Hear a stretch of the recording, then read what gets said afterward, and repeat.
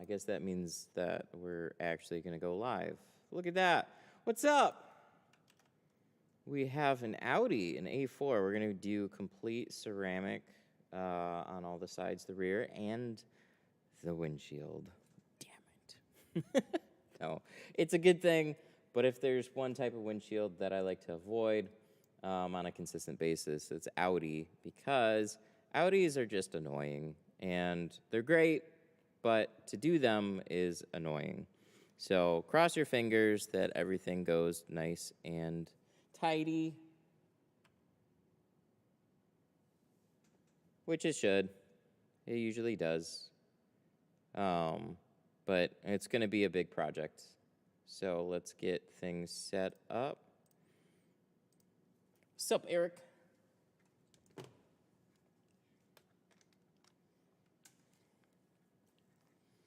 Yeah, this one just scheduled later in the day, so it gave me time to knock out another Explorer this morning.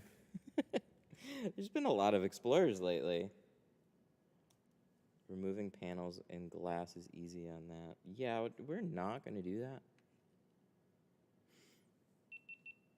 You're going to remove, like, if you want to remove the full windshield for me, then I'd happily tint the windshield outside of the car, but the rest of it's fine.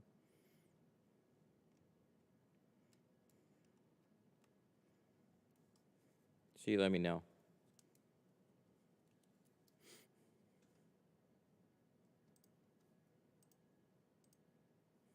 Removing glass too? Yeah, no. Definitely not. Let's put this here. Let's fire this guy up here. Ooh, we're going to have to put a charger on that one. Oh, God, what charger do we put on that one? Oh, I know how to do this. I've done this before.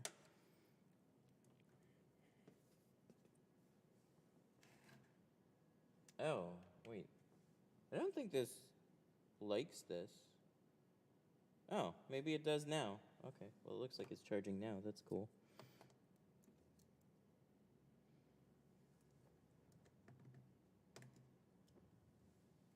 Neat. I think we're good. I walked into dead batteries, but we didn't start till later, so everything looks like it's charged up.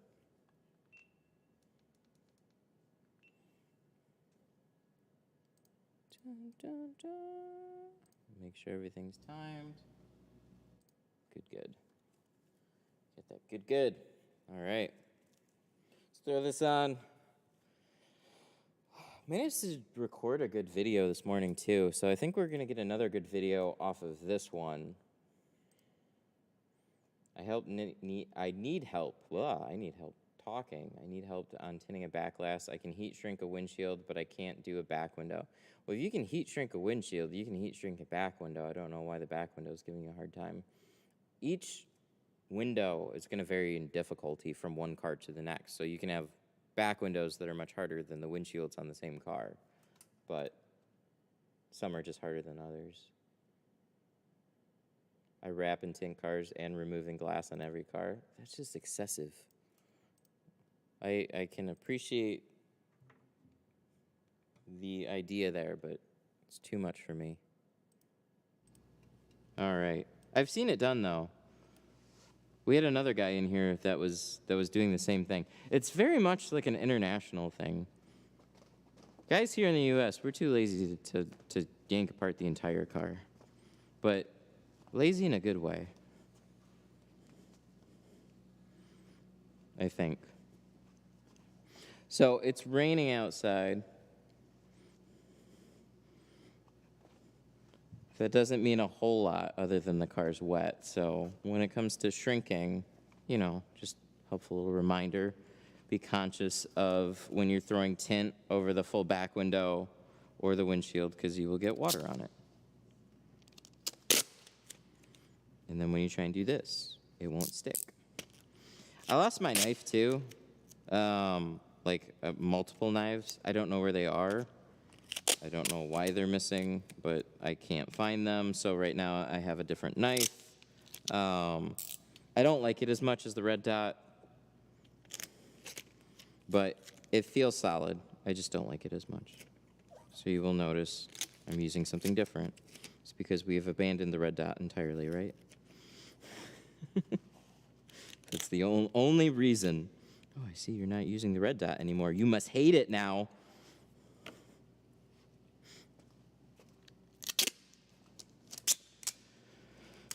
Can you do ceramic tint on the windshield of a VW ID? What's an ID4? Can you explain what an ID4 is? You can do ceramic on pretty much anything that you want. But that sounds weird because I don't recognize it, so it's like calling a Golf an MK something. I don't know those.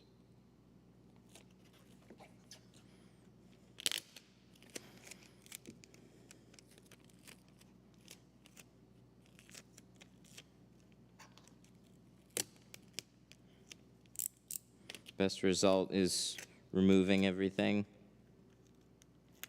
It's debatable. I think it makes the whole process easier, for sure. So whenever you get any obstacles out of your way and you have a proper setup for it. But it's like it's such a nuanced, nitpicky thing. At like, what degree do we go to for perfection? Like, I do reasonable lengths, but I have my limits too.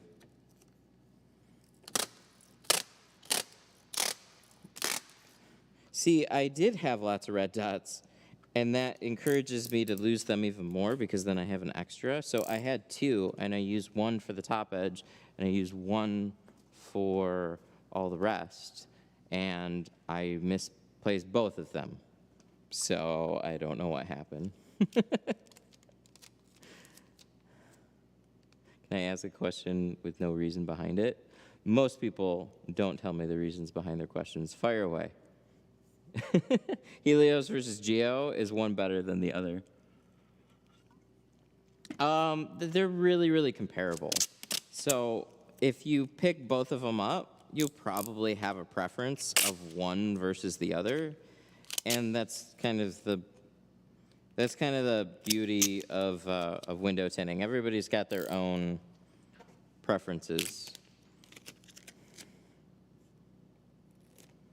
I had to pick one, so like when I was using Helios, they were still going through a lot of changes and becoming a distributor and all that. So their film lines were changing for some time. Now they've gotten to a pretty good point where things are pretty reliable. GeoShield's been around a little while longer, so they're kind of like, when I was looking for a film to pull into my own shop, you know, they were the first ones that really showed me a good carbon that didn't have any haze on it. So that was kind of like the big piece for me that got me to switch over.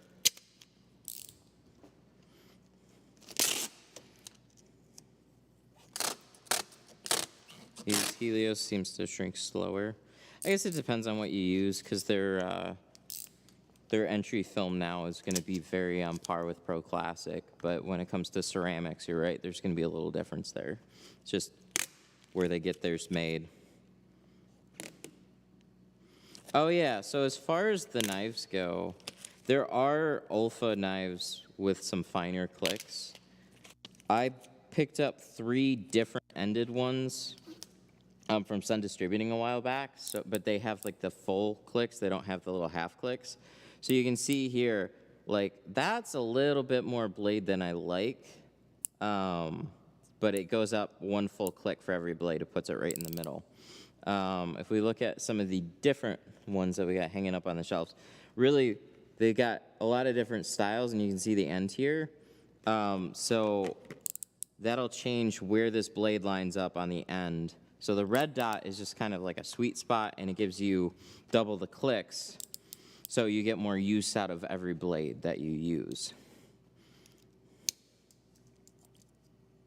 But with a red dot, I can put out probably about this much blade, but that sits right in between a click here, so it doesn't quite work as well for where I want to put it. Put a red dot side by side. I would if I didn't lose them all. So I don't even have one sitting in a box somewhere. I already yanked them all out of the box. But personal preference. There are, like I said, there are Olfa knives that get a little bit closer. All right, where did I put the golden key? Golden Audi key. Did I leave it in a hoodie? I might have left it in a hoodie. I do that. Oh, I hear something. There we go. See, it's gold.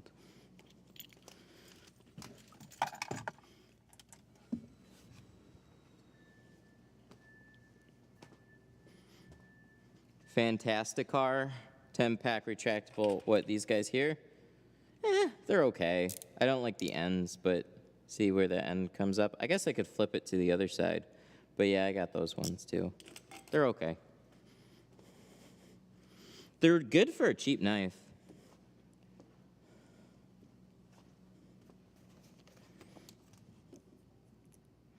I've tried all types of stuff.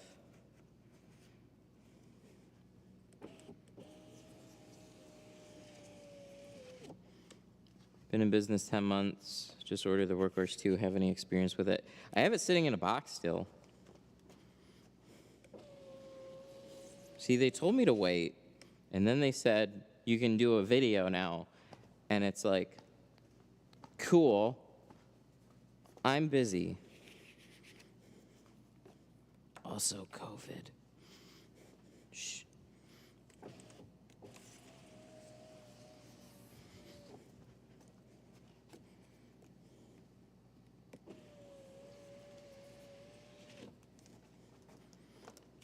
All right, let's wipe all this down.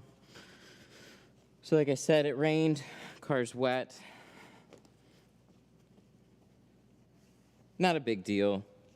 Just when it comes to windshields and that, we'll just squeegee that off, make sure it's dry. If you aren't using $1 plastic, boys, you're wrong. Actually, the plastic knife, funny you mentioned that. I put a carbon blade in a plastic knife.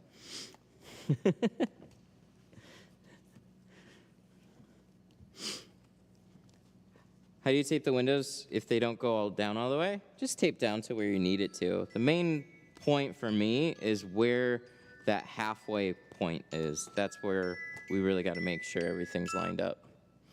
Hello, Tint Studio. How can I help you? Hey, what's up? No, I haven't. I have all the rest of it ready to go, though.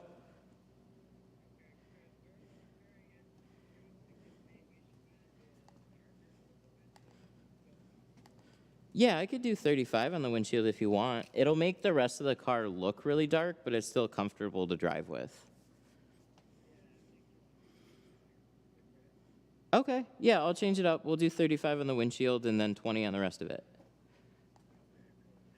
Yep, no problem, man. Bye.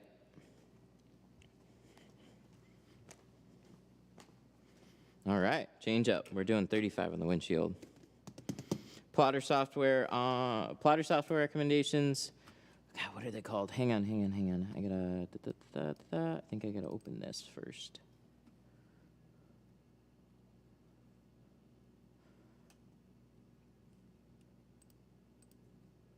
Plotter software.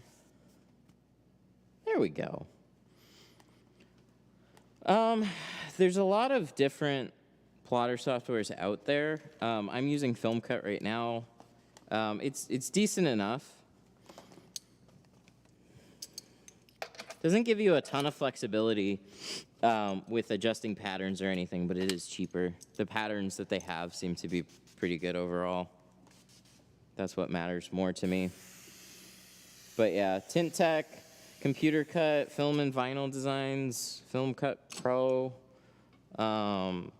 There's definitely quite a few options out there.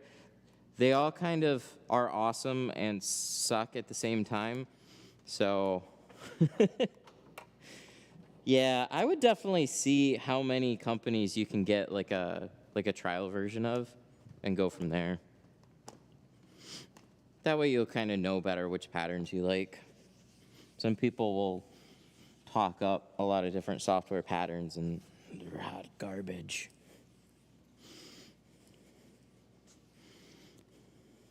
Hot garbage.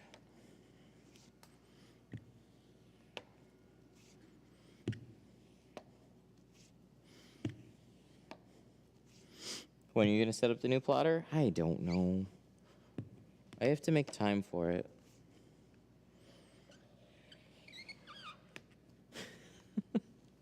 I mean, it's not that when we turn it into a thing, right? Whenever we decide to do a video or a live stream on it, that's why things get put on the back burner. So, sometime soon. I know they got videos on their site about the differences. So if you're curious about, you know, what the staple features are, I've used the Workhorse one for quite a while now, and it's decent enough. It'll get the job done. So having a slightly more refined plotter is obviously going to be better. Then you can see what the staple features are and make that choice. I mean, if I'm already going to spend like $1,700 on a machine, then spending like an extra $300 on one that's supposedly that's going to be better, I'd just do it. It's a big purchase.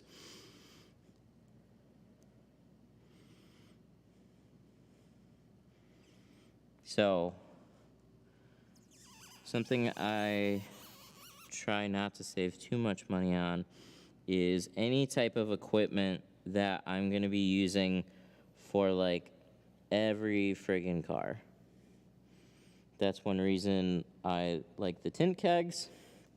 I'm not afraid to spend money where I'm going to get a lot of use out of something, because that something is going to pay for itself. I almost forgot the way they do these damn dots sucks.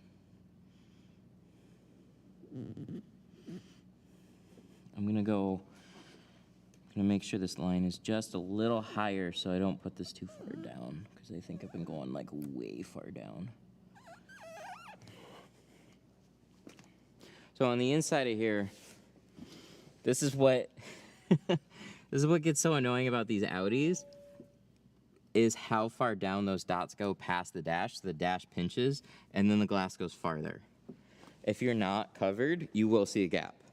And no, it's not okay that it's in the dots, because you're looking through the windshield, and if you see a stupid gap, I'm gonna smack you on the head with a bottle. He brought, so this guy had an A4 or another Audi. It was done at a different place, and we ended up redoing the back window because the place that he took it to did such a bad job. Then charged him like another $40 to redo a door window after he just did a bad job.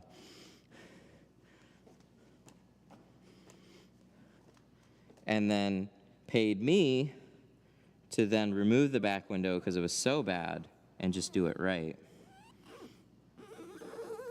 And now he's not screwing around with this one. He's just like, yeah, you did a great job on my back window. I'm just gonna bring the rest of them to you. Thanks, dude. All right, I'm gonna wait on this. I'm just gonna probably freehand this. I wanna get as close to the edge as I possibly can here. There's been a lot of times that I taped those too, but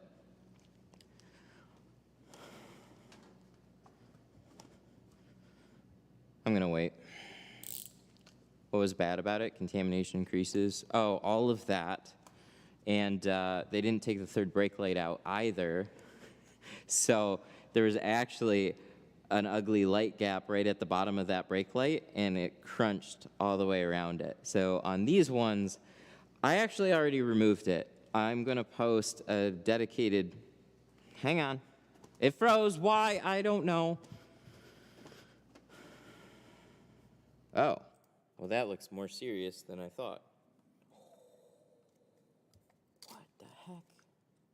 Oh, this is going to be a bad day, isn't it?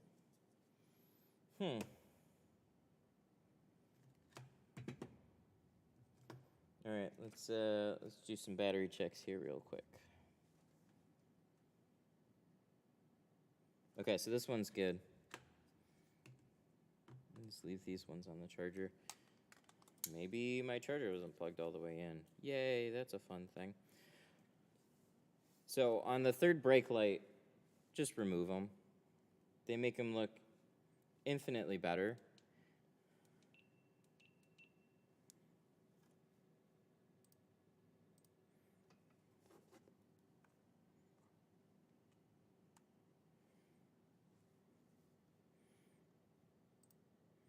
I'm coming up there in a few weeks.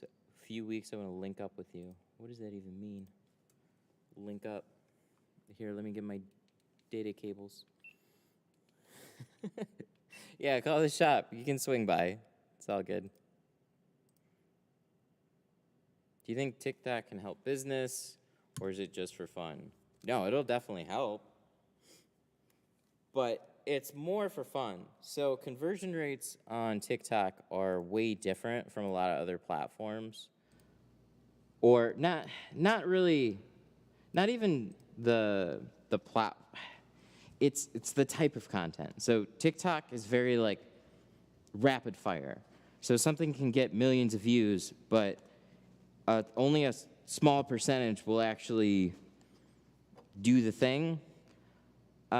Because it was so, like, you're just used to swiping through, everything's fast-paced, so, no, I had a phone call the other day about it, and we had, I mean, a lot of people saw windows, like ceramic window tint blow up on TikTok because somebody said it was dark on the outside, clear on the inside. I don't think we've ever seen anything to that scale of impact from any platform. Everybody was calling, asking about that special tint, and then, then started, getting their car tinted when they never had it before. Like, started asking questions about it. So the right type of thing posted on the right platform can catch fire really, really quickly. So you can do whatever type of content that you want. I go back and forth between helpful things and silly joke memes. So I just have fun with it. But that being said, growing a presence on a platform like TikTok can definitely help your business out, 100%.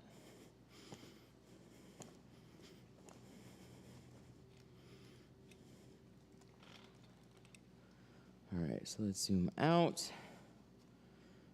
Then we're going to record this bit. So I think I'm going to do a video on the back window of this. I have another one for a windshield on an Explorer. I get into a lot more on reverse rolling. So that'll be fun, I suppose.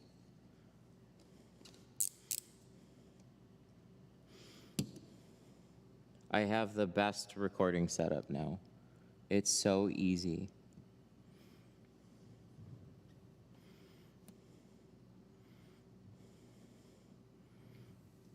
I record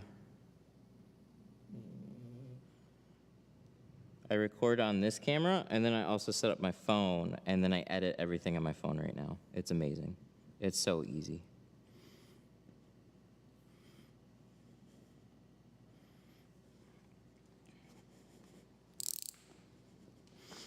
What film brands ship to Sweden? I have no idea on international. I would try and find somebody as local as possible, because getting film from the US is going to make your film really, really expensive. So if you can find, like, I know there's some good popular brands that have more of an international presence. So you might be able to find a neighboring country. That is something I'd post in, like, the Facebook group or something and ask.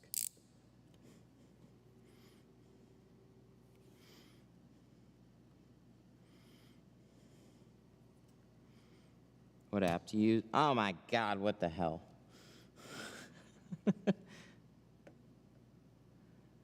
I was using LumaFusion, but I found a better one. Like, LumaFusion is more powerful, but for what I do is very, like, all the right things are there. I think it's V Editor or something. There's a free version of it. I don't know. I haven't had a reason to have to pay for it yet, which is kind of unreal. I totally would. But it hasn't, like, watermarked anything, and it's been super easy and quick.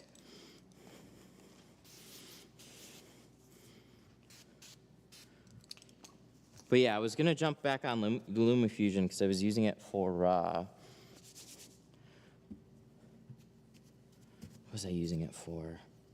On an iPad.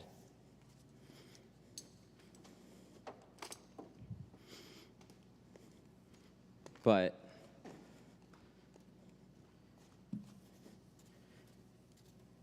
you don't need anything crazy to do a bunch of video editing. I was using iMovie on my phone for a little bit. Okay, so we're gonna do that. Okay, so what's really fun about my editing right now is I just take the card out of there, I pop it into this reader, plug it into my phone, drag all the footage onto my phone. Also, match that up with clips that I recorded directly off my phone, and it's easy peasy. All right, let me see. What are we using? VN, this guy right here. Wait for an ad to play. That's probably all the ads that it's going to do. But yeah, like all the last videos that I've done, like look at this. All this was done on my phone. And it's got nifty little features on it for like doing voiceovers, adding extra clips, dragging, making things faster, cutting. Like you don't need to do anything crazy for a lot of your videos, like transitions. It does transitions. You can put like text and stuff if you want to. But honestly, like people get so far into effects and stuff, and it doesn't really matter. But if I click this plus, and I can go to record, and I can just do a voiceover for any parts that I want, including just like the whole thing, and then add audio. It's really simple. So, and I edit all my videos like this, and you can see how fast like you can just scrub through it. It's great. Keeps track of all my projects too. But yeah, it's got all the features that I need, and I haven't found that I'm missing anything that I didn't get out of like Premiere Pro. I'm not using any editing apps to like the full extent. I'm just basically cutting footage, getting to the point, doing voiceover, and then boom, I got my video. 90% of your video. 90% of your audio, or sorry, 90% of your YouTube video is going to be thumbnail and title anyways. So, does the app let you put instrumentals? Yeah, you can put music in the background. Music is overrated though. If you do music, do it really, really quiet. It gets too distracting. People are like, it's just too much. Does it separate the video and the audio to do voiceover? Yeah, you can adjust the audio of the individual clips, or what's nice is because I do live streams while I'm recording, so there's lots of garbage audio. So I'll actually take the audio and I'll make it like 5%, and then I'll just do a voiceover for the whole video. And you can click a button where it automatically adjusts the audio to the entire video. It's really, really handy. Super easy. So like for the video that I'm gonna make, I'm gonna go to new project, I'm gonna add all the clips, and then I'm gonna add the ones like, so I set up my camera as a second angle for part of it. And then I already got the footage from my phone on my phone, and then I just take the ones off the SD card, pop that on my phone, and boom, there you go. There's all my footage. Edit on my phone. Instead of scroll Facebook for 5 hours, I can sit there on my phone and then edit. Make it convenient for yourself, and then you'll do it more. It is simple.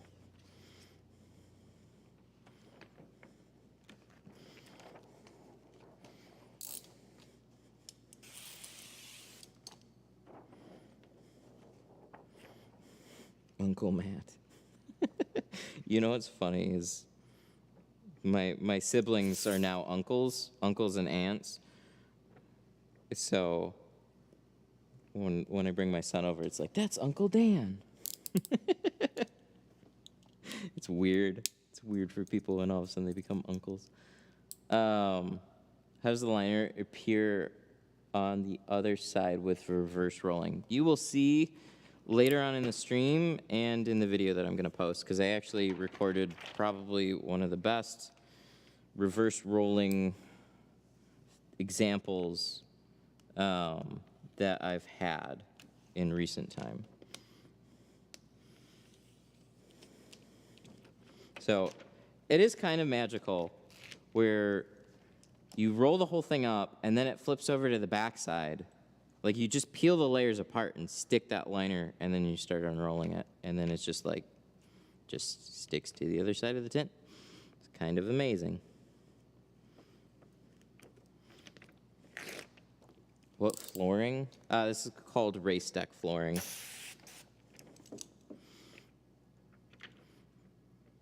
There's water drops on the lens. Oh, oops. It's like actual... There we go. Because it's immersive. You're there with me.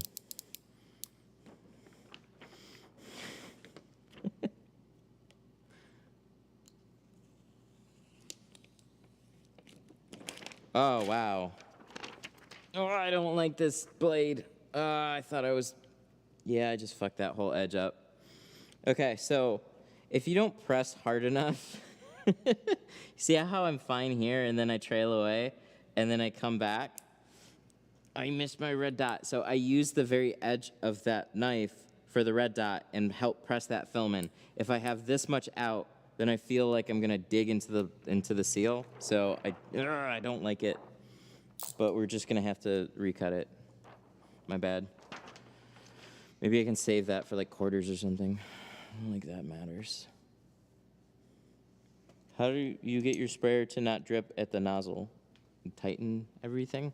Like here, it's dripping? If it's dripping, then you need I don't know, like there's some Teflon tape in here, and then just make sure everything's tight.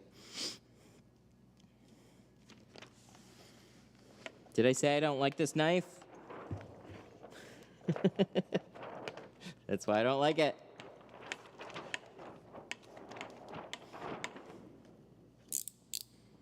Actually, it's a big bummer. I've used a lot of this roll. This is a brand new roll. Wait, what the fuck? Why does it say classic? What am I doing? Why is it? Oh, god damn it. Oh, well, okay. Well, I'm happy.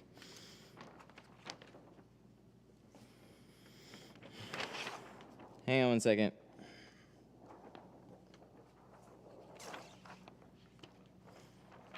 What happened? What's going on today? Did I put a roll of Pro Classic on my ceramic shelf? Because, if anything, that's a happy accident then.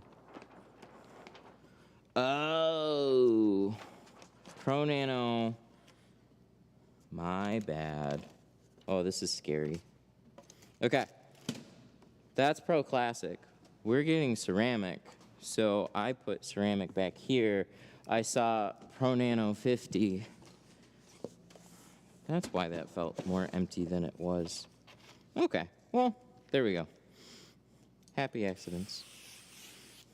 I know why, I know how I messed up. But we're gonna fix this now.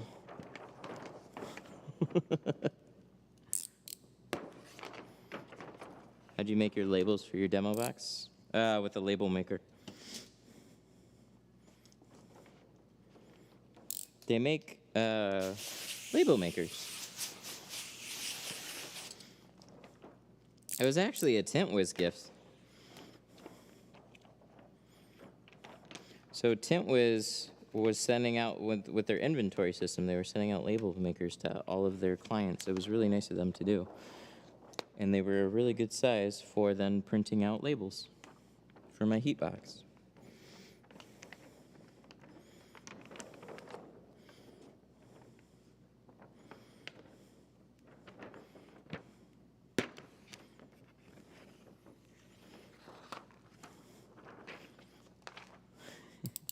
Yeah, happy little accidents. Have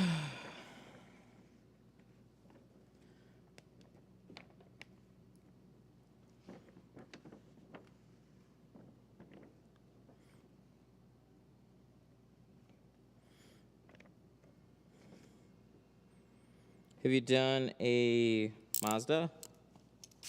Yeah, at some point. The Mazda 3. Mm-hmm. There's quite a few cars that do something similar to that. They're just going to be trickier to talk. I mean, even this one, to some respect, does it. So...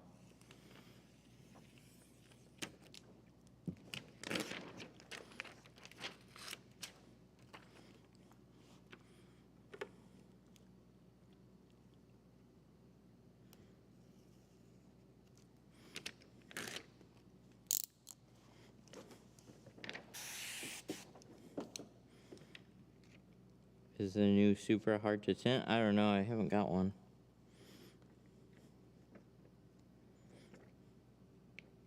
All right. Let's pull that over about that far. Text. You know, somebody called me this morning. They haven't been tinting for very long, but they're like, dude, I've been watching your channel for like a month. I was like, cool. And then, like, somewhere in the conversation, it was, you live stream? I didn't know that. I was like, wait, what the fuck? Have you been watching the channel for a month and you don't know anything's live? I don't believe you've even looked at the channel.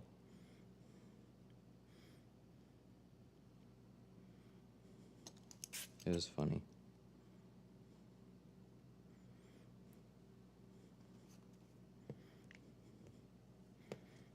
I had to give him a hard time. All right, there we go.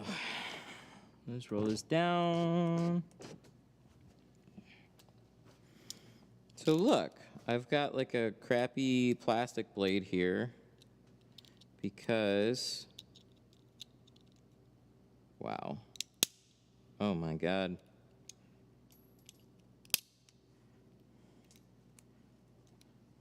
There. So, because I don't have that red dot, I don't know. I just decided to use a plastic one again. You can actually use a plastic knife the exact same way that you use like a red dot knife. And for like a top edge, you can press that plastic right up against the tint and it'll hold it against the top edge. So it's kind of a nice thing to do. I haven't tried it in a while, but yeah, I like that. Because with a red dot, if you're not careful, you'll put like a little groove in the tint. So you're cutting with the blade, so the holder doesn't matter as much.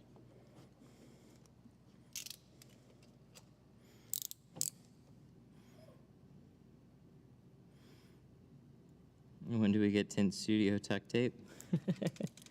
I looked into it. I don't know. I have to contact. I have to get a lot of it made. And it's kind of big.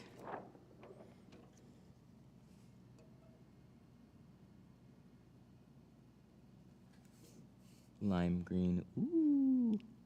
You know, I like the white, though. The white's helpful because it shows if you're too short on the edges. I guess the lime green one would show that, too, but, you know. There won't. Maybe someday we'll do it, but I don't have any plans on doing it soon.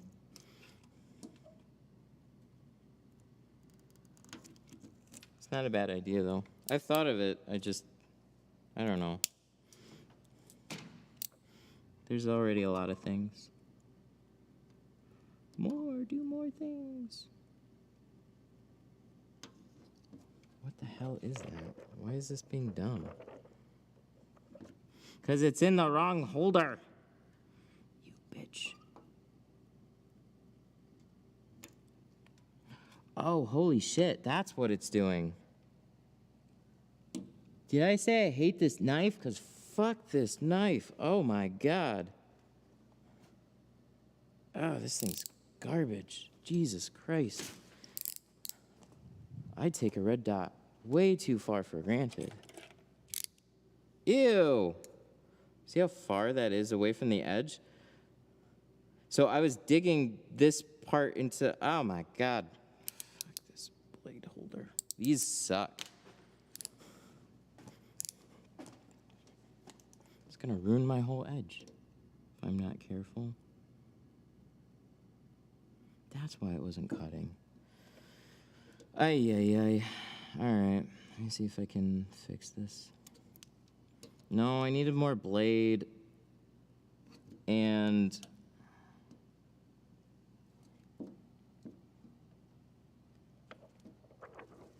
let me see if I can fix this.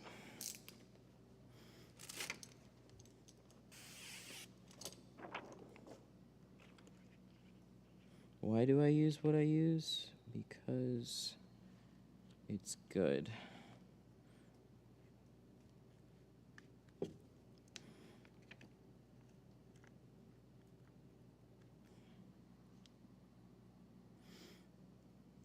Yeah, don't get anything else. Get a red dot. Holy shit. What a fucked up thing.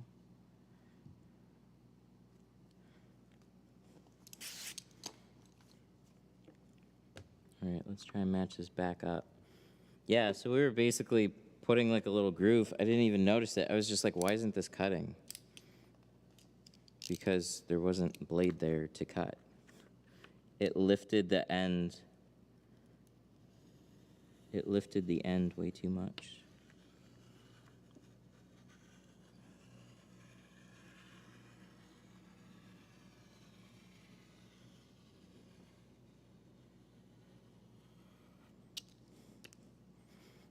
Is it Tuesday today? What's today? Oh, he's got his live show to do too.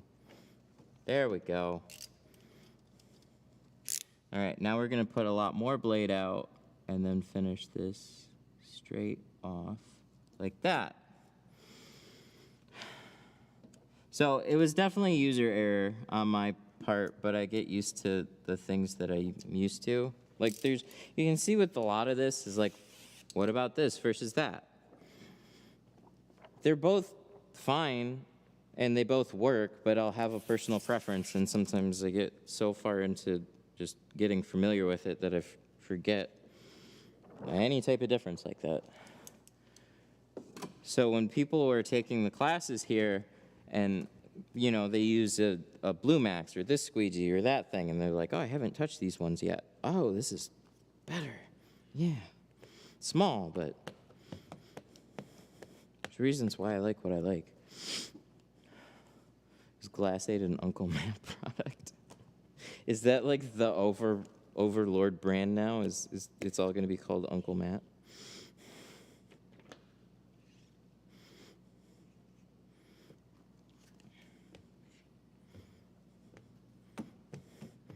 What do you think about the new AutoZone tint? Oh, I don't know. I haven't seen anything.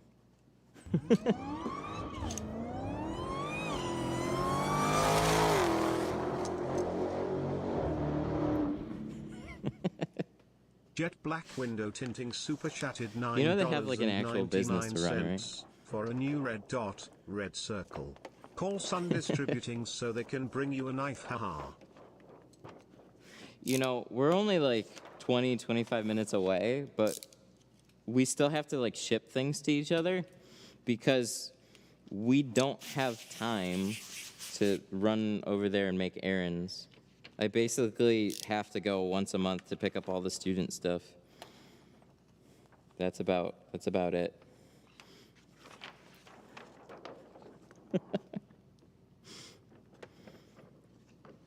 So, it's not the money. I will get a new red dot. Thank you for the super chat.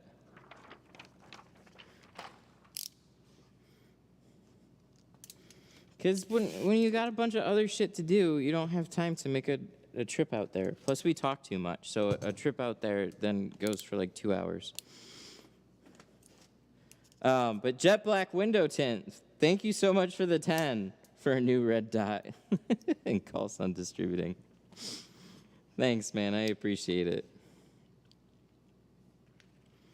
There's such a thing called opportunity costs. That's when you hire people to take care of stuff like that, or you pay a company to ship it, because you got too many other things to do. But I got here today, and then I had my first appointment, and then I'm like looking around for my red dot, and I'm just like, are you serious? Where is it? And I just figured it'd pop up eventually, and I haven't seen it yet.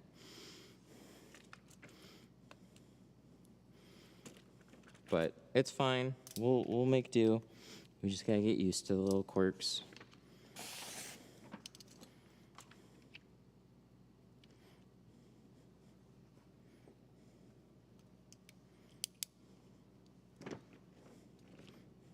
I asked Patrick why he doesn't use glass aid. He gave about the same answer why you don't use dry shrink prep. That's fair. Because we hate each other. That's why.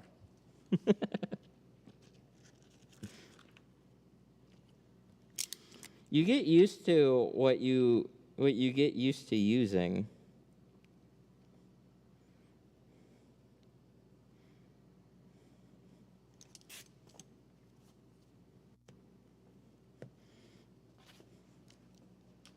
Yeah, when I first because glass aid wasn't a thing, so I'm like, I think this is a better way to do it, but having to outline an entire window every time kind of sucks. But you get used to it enough, and I didn't want to scratch anything, so that was a real big incentive to get used to it. But now that I'm used to it, I wouldn't be without it.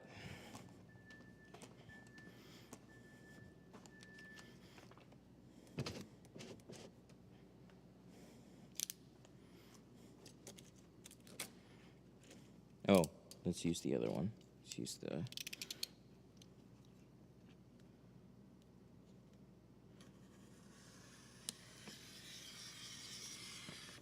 Isn't it like bar soap in a baggie? I don't make it, so I don't know. It smells like cotton candy.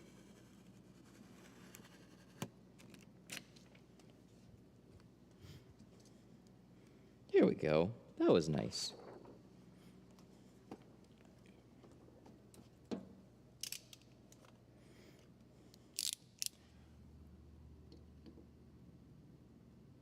All right, we're not gonna make the same mistake this time, right? Wow. Nice. More blade. So with a red dot, you can get by with just a little bit of blade out.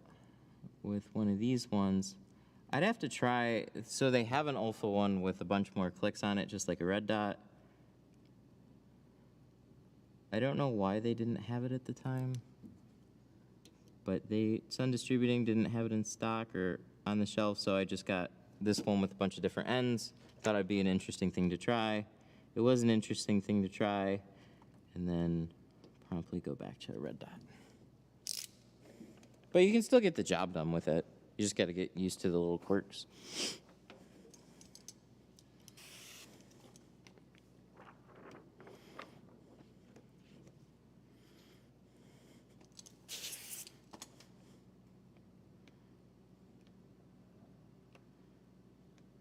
Oh my goodness.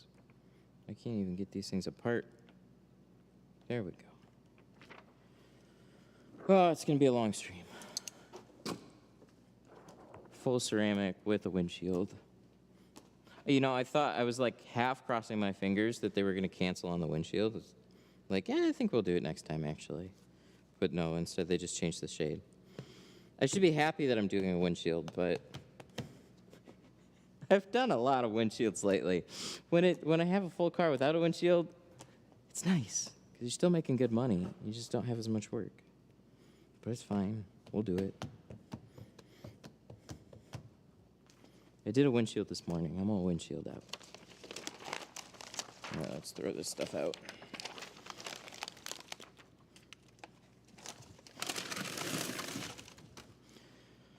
All right, so now we got to shrink.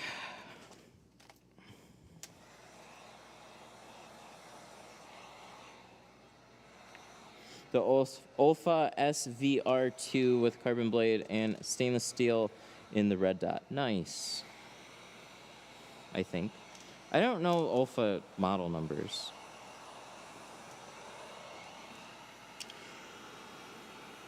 Is the SVR the one with more clicks? We like more clicks.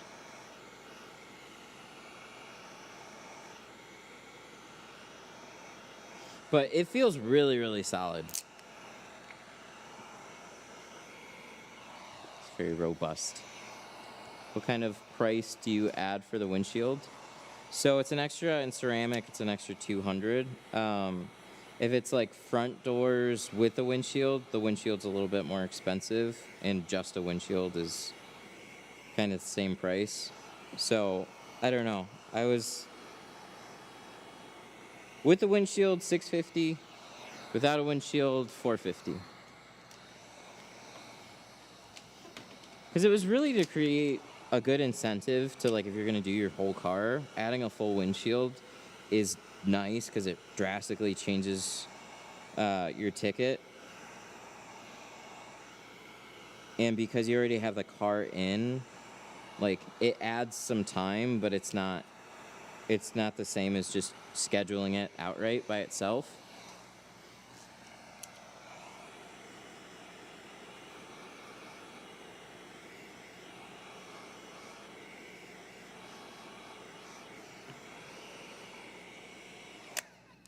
There we go.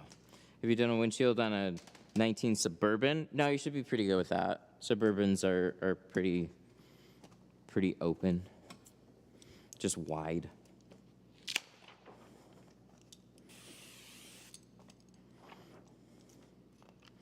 There we go. Everything shrunk. Let's cover up some doors.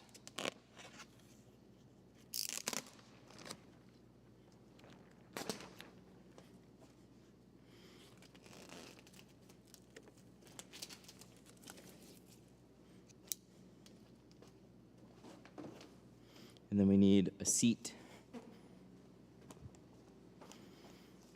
Does a 36 work? It does. They're not that tall. They're really not. Kind of like an Explorer, maybe a little bit more curved. But they're a little bit more, I think Suburbans are like a little bit more upright, kind of like a truck. Silverado's not crazy big either. Very similar to that.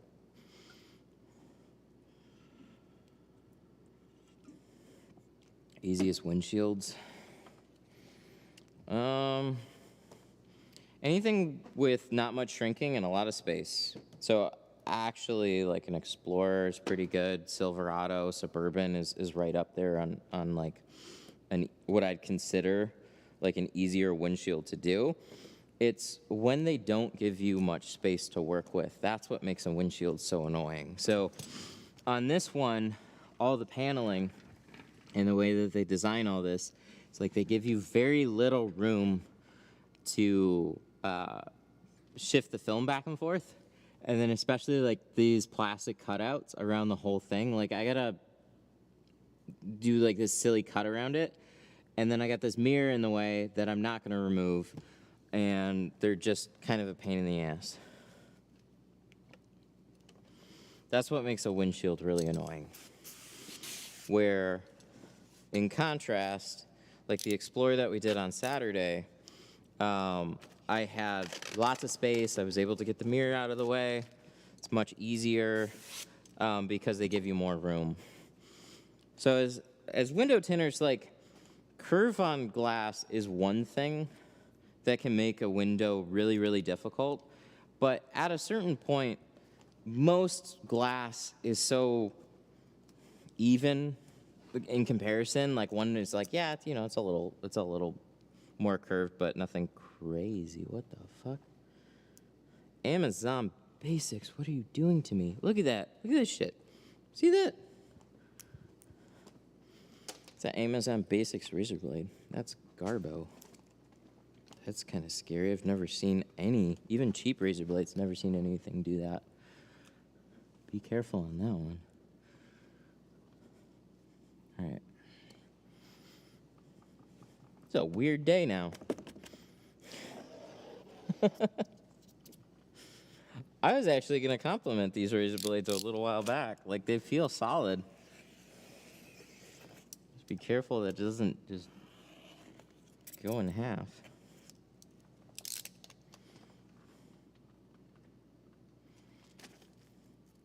Yeah, I have like thin Chinese razor blades too that I was using, and like they're okay. But they've never done that.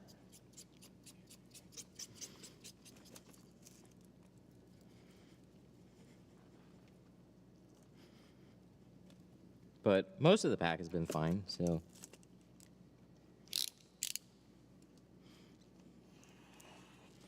Oh yeah, if we weren't careful, that would have fucked up a window real fast. Yikes. That's fun. Let's do a brand new A4. Something that the dealership is going to charge me the entire price of the tint job and more to probably replace. That quick. I have a story with a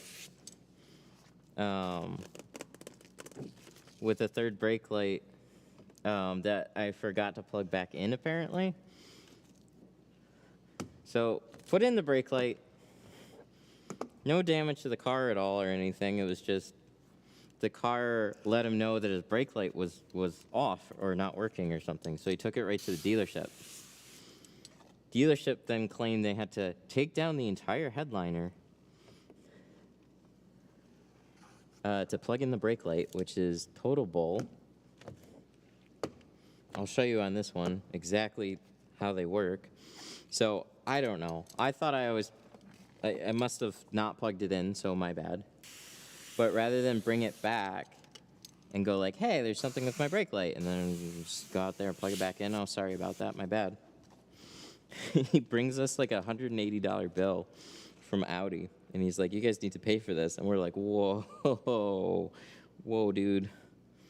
Why didn't you talk to us? Because I thought you ruined my car.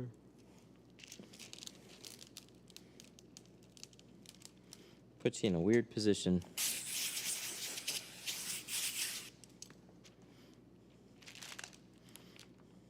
So, ended up basically splitting the bill, but in exchange for like a film credit too. That was over at the glass shop.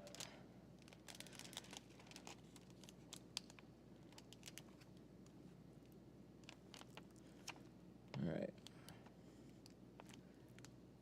Dealerships are BS? Well, yeah, that's how they make their money.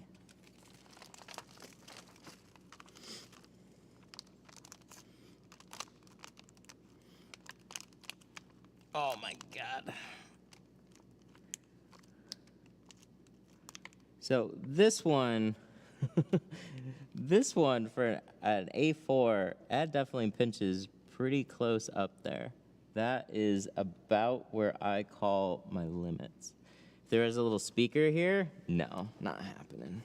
Not happening without pulling the seal on that one. Not really. That's just, that's tight. But if we do these, we'll be fine.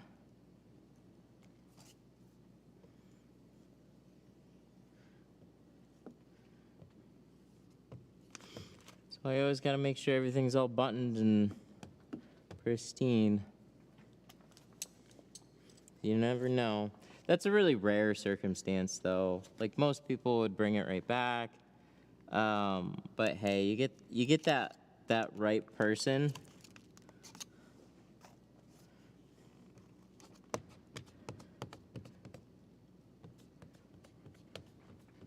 So you can definitely have problems.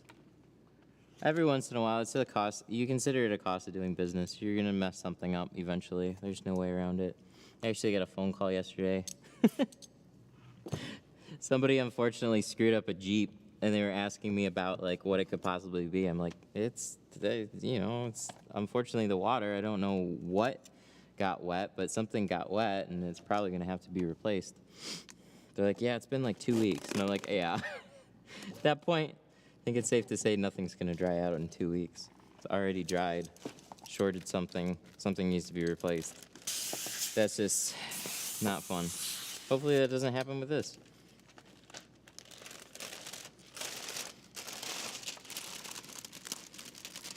For window film removal, I would 100% look up a video on it.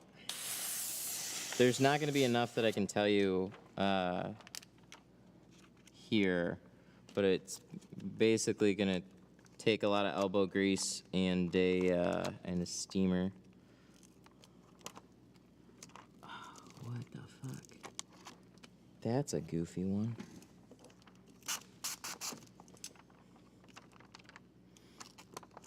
Oh my God! Just flip out of that one. This is like the perfect storm for shitty corners. There we go. That's better. Okay. Good God. It was like flipped the other way. And now we can get it tucked in that corner.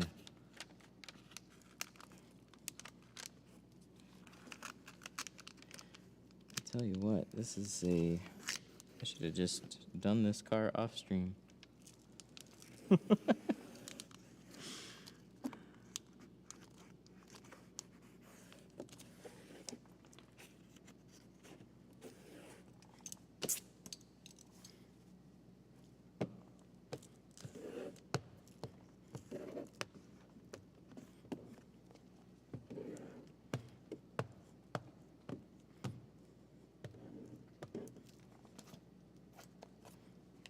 Back doors will be much, much more straightforward. But yeah, that is not super fun. So what I did was rolled the window back up a little bit.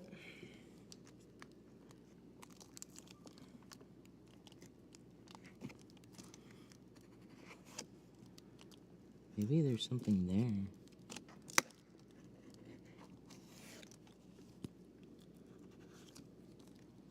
Huh. Alright, let's check it out. It really pinches right here. Like, no joke. That was not fun.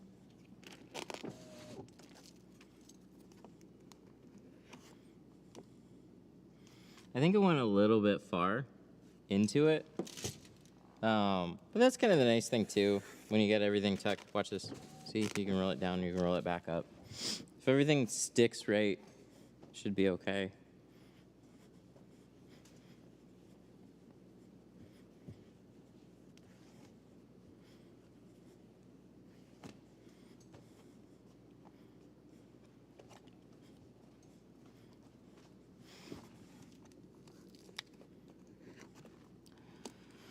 I have a decision to make.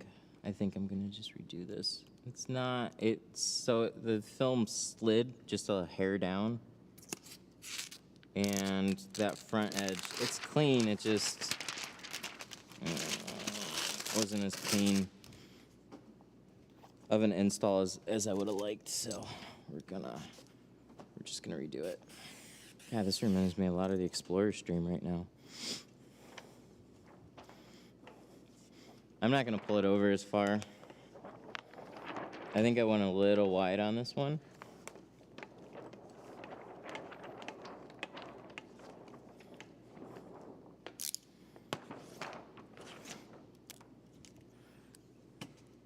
And we're gonna roll this one up.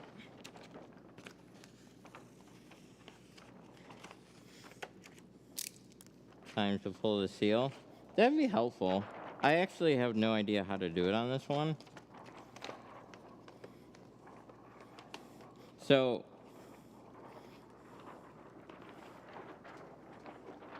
like I say lots of times, you kind of just learn how to adapt to them, but if I'm pulling the seal, installation then is going to be a lot easier. So,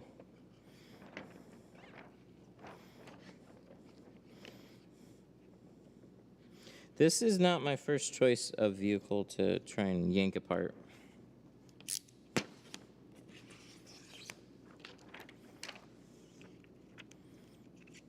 All right. So we're going to shorten this up. I don't know why it went wide, but I just kind of did. You don't need to. So we'll probably have to adjust the other side a little bit. I just wanted to make sure everything was tucked, obviously, but anytime you make mistakes on a particular car, you learn how to adapt, you make a little adjustments, and then you give them another go with what you learned the first time. And then if we get another one of these, then it's like riding a bike. It's kind of like, oh, I'm just going to make those little adjustments. Like we did with the quarter window on the Explorer. Remember that one? We were really slow the first one we did, then we got a little better, and then we got a little better.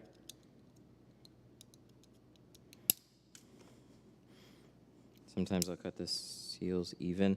I can't do that because then there'll be a gap. On like ultra tight ones, yeah, I've done that, especially if they're deep, but really, really rare.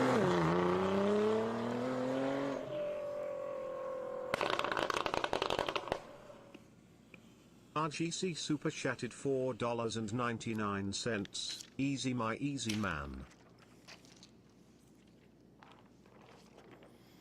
Yeah, we can get it. There's not enough incentive out there for me to yank this apart. RGC with the 5. Thank you so much. Easy, my man. Easy peasy. They're all so easy. They're not. They're not all easy.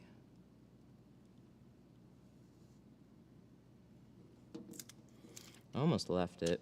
Like, so it probably would have been fine enough. It just slid a little bit down from the front of that top edge. So I'm gonna have to make sure everything's locked in place pretty well. And it would have taken a little bit longer to like heat the sides, make sure everything's all pretty. I bet you it would have been okay. But you know.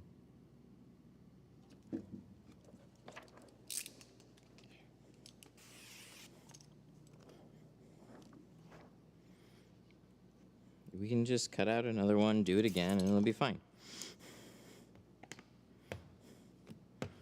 Like this morning, I had one bigger speck in comparison on the passenger front door of the Explorer, and I kept looking at it, and I was like, it's just one bright white. It was just a little big, and I'm like, so I just kept getting annoyed, and I just pulled it off and redid it, and then I felt much better. So just like this one, it'll just annoy me if I don't do anything about it.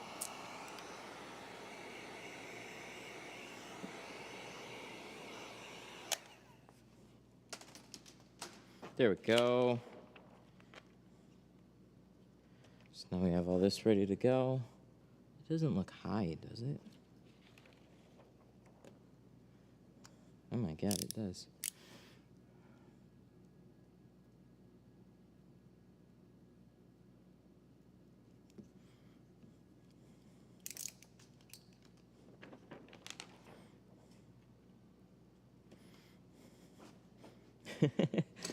Somebody wants to move to the U.S. Why would they want to move to Detroit? Because we have seasons. Woo! I was born here, bud.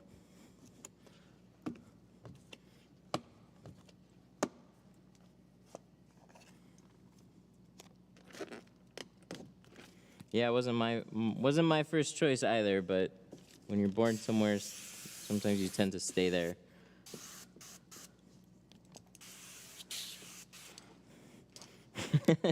This one's a 4.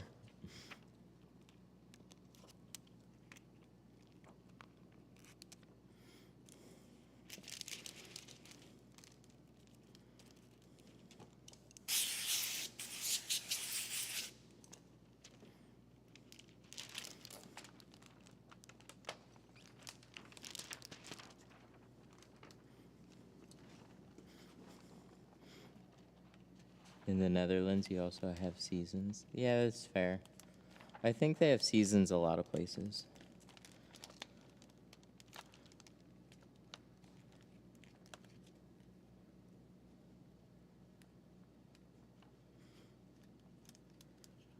If you're a big outdoorsy person, we have lots of lakes, we have lots of parks and stuff. I'm not trying to sell it to you. That's just what people tell me. I get so tired of winter. Every year. Every year I'm like, well, it's not going to be, it isn't, we're mostly through it. Maybe it won't be so bad this year. And then like April just drags on and on and on. And when you're like halfway through April and you're still getting random cold, wet, ugly days, you're just like, all right, I'm done.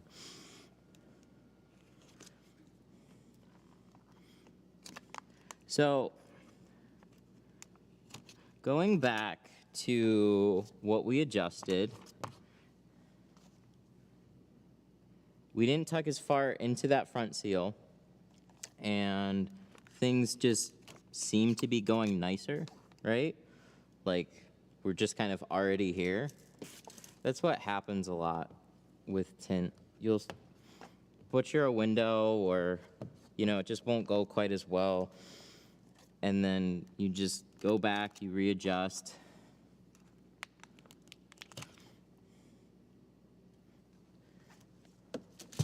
And then you fix it.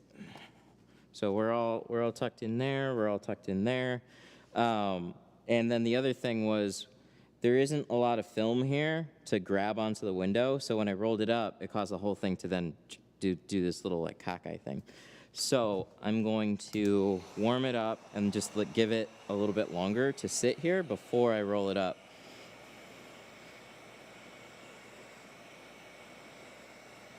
I don't want to go crazy with it though, just enough to get it to grab. It shouldn't take much heat.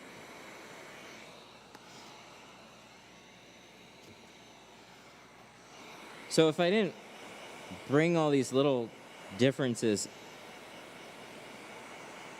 like if I didn't make, if I didn't bring up all these little differences when we messed up on this door in the first place, it would just look like any other door.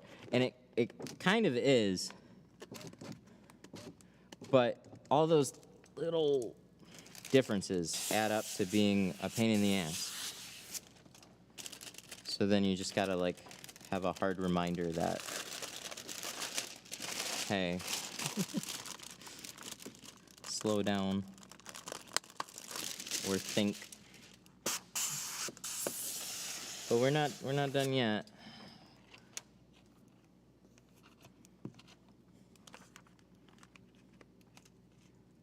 Here we go.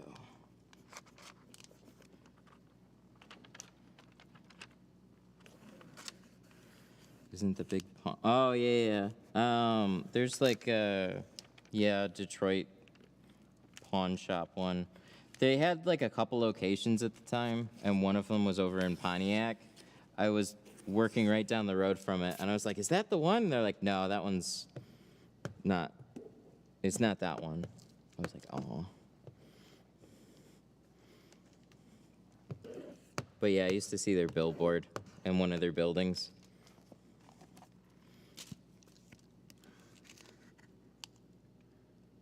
Yep, gold and silver pawn. Mm-hmm.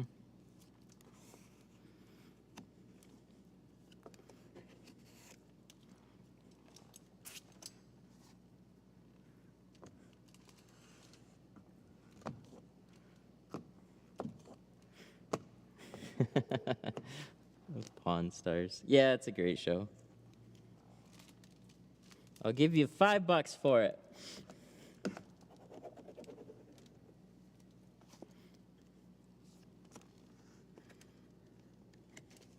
It was a great show. I really like Shipping Wars too. Shipping Wars was pretty awesome. I still watch Gold Rush, but some of those have been canceled.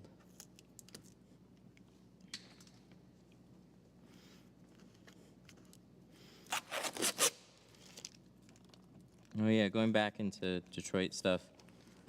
Eminem on 8 Mile Road. Mm-hmm. Yep, I grew up off a 9-mile road.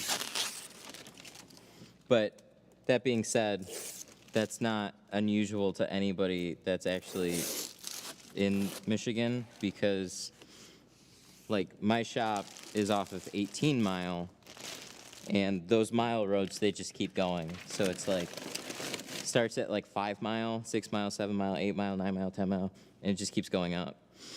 And they're very long roads too. So you can live on 8-mile and be in suburbia, or you can live on 8-mile and be in Detroit. See, that one went so much better. Easy peasy.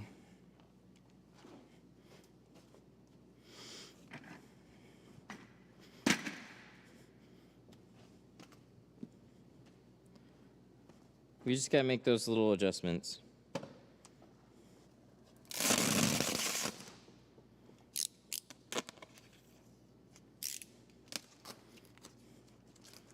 Thinking if I watch you tint enough vehicles, I'll be ready to get ready to do my little truck.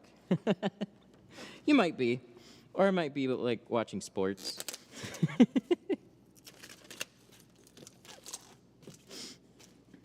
Sometimes you gotta get in the game to make it happen.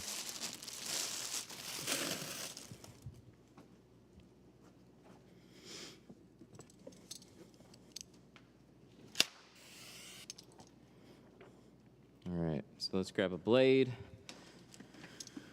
Put that down there. Wow, it's been like a year and we've done one window.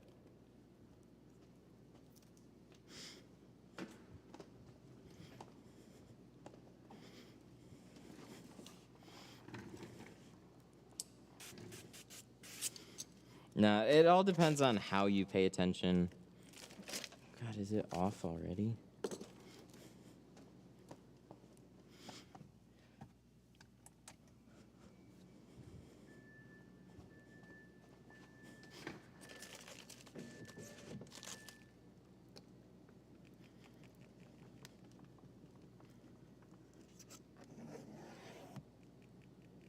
So there's some people that just have a knack for it. I don't think I was one of those people. I just stuck with it. But watching tint get installed is one thing, and then when you pick it up, it's way different than what it might seem, just getting used to even how to hold it without having it like fall off the glass.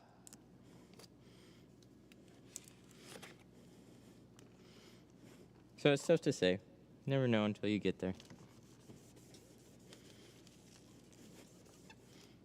Oh yeah, that's clean.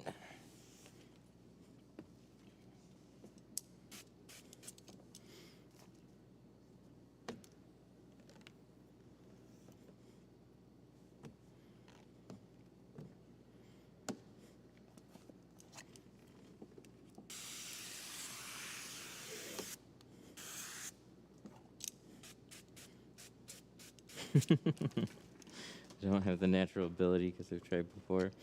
Yeah, that's most people.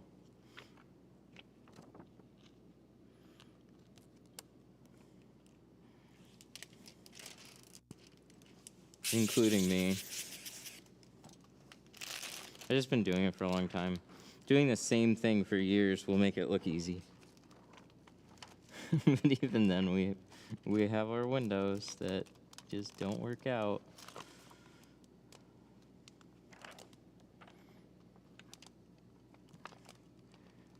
What were you thinking?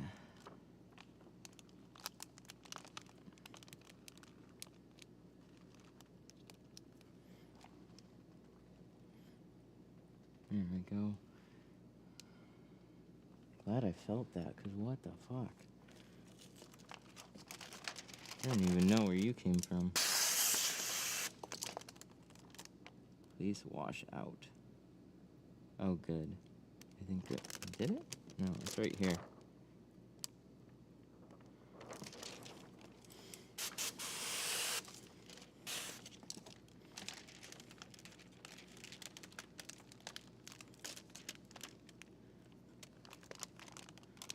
I mean, there's just a lot of little nuances to it.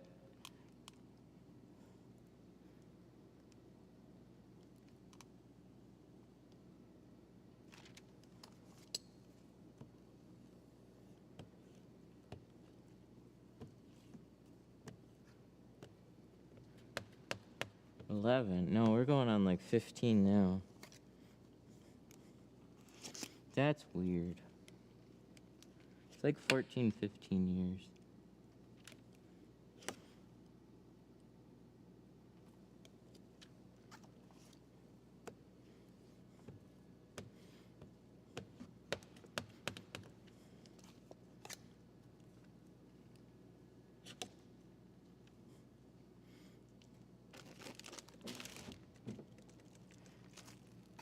I had to actually tint for a little while before I started the channel. Somebody said not to start it before 10 years, though. They're like, at least be tinting for 10 years before you start doing that. Surprised those people never made any videos.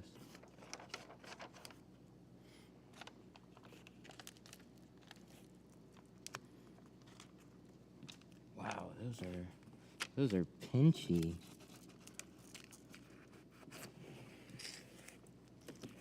A little pinchier than the years prior.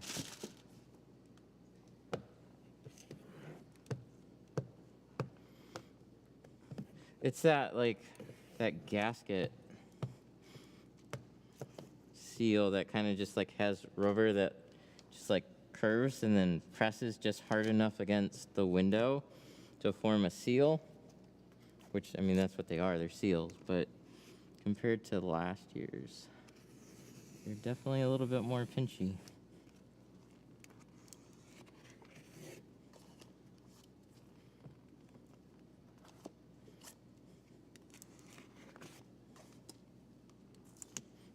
It's where everybody says, easy peasy.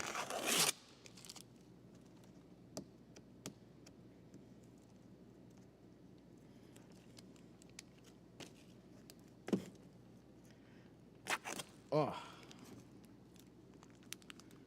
God damn.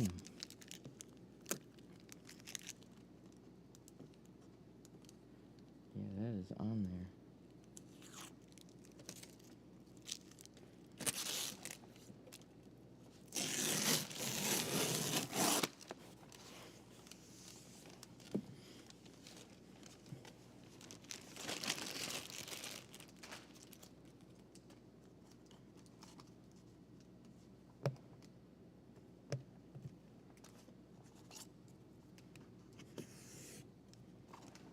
All right, let's check it out. That one went good. I think.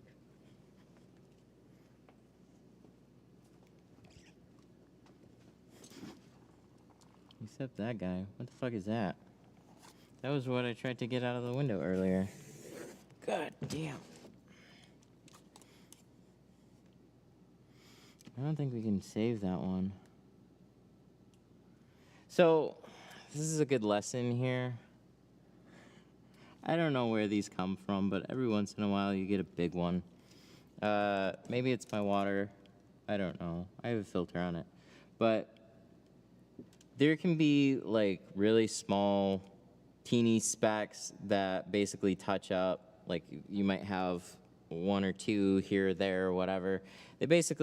They dry out to the point where you hardly ever notice them unless you get really close and nitpick it. And then there's ones that are a little bigger than that you can, like, I can stand all the way back here and I can still see it. And then once you see it, you don't unsee it. So one like this, there's just nothing I can do. It's basically like a speck of sand. So I don't have a good way of removing it without ruining the rest of it. But something, oops. That was something I tried to take out earlier and I thought I did. I didn't see it after I already tried to brush it, so. Maybe we should just do everything but the windshield.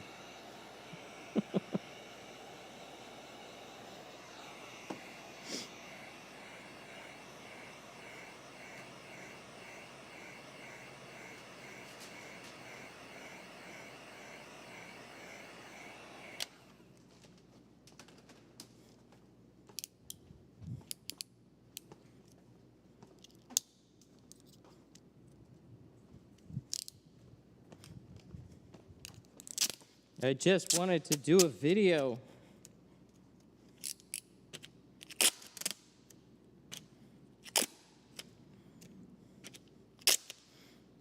Yeah, I got time. It's just a lot.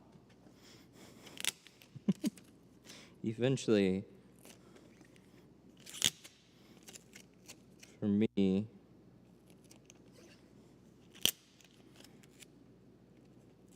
it gets tiring. So when we make mistakes, we get past them. But when we got a lot of work ahead too, it definitely just I got other stuff to do. I got other stuff to do today too, so it's just more work. But we'll get there. I mean, I still gotta edit a video on top of everything. All right, so we rolled up that piece that was from the driver's door, or from the front door. So we're just gonna use this, which is nice.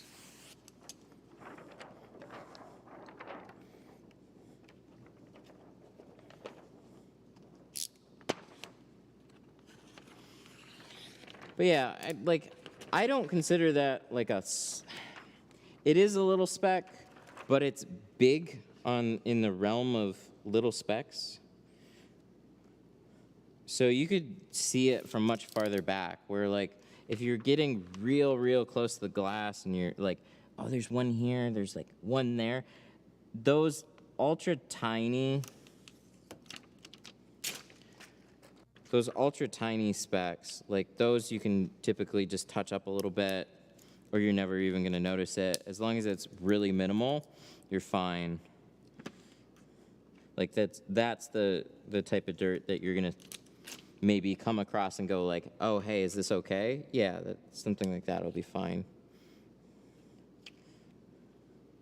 Because it's like when you clean your own glass and then you let it sit for 5 minutes and you come back and there's like some little dust spots that are now sitting on your glass because it's just exposed. That's basically the equivalent of what those little dirt specks could possibly be. But when they're larger, and you can really feel it, that when I get one of those, I'm like, yeah, I just gotta remove it. Too much of an eyesore, in my opinion.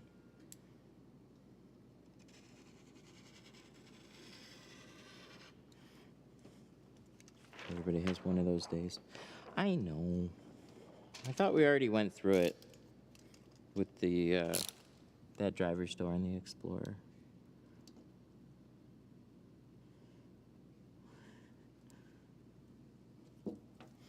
Not today, too. Ah.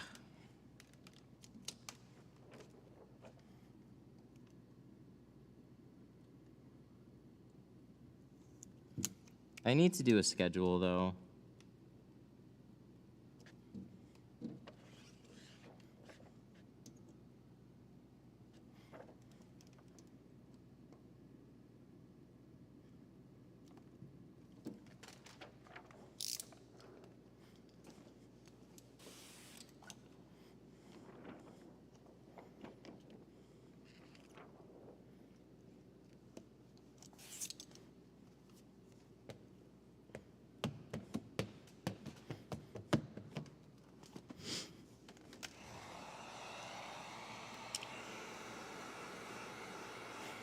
It's especially terrible when I peel all the plastic and the tape off, and I'm like, oh shit, I gotta re-prep it.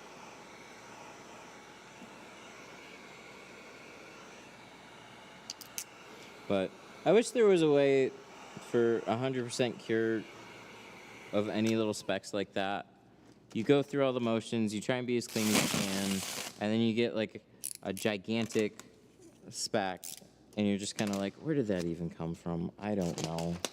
Felt like everything went right, and then you just have that. That's what makes windshields especially sucky.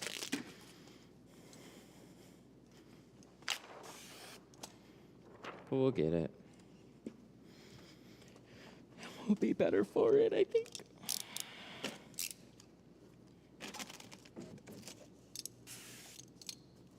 We have some nice rain sounds going outside right now.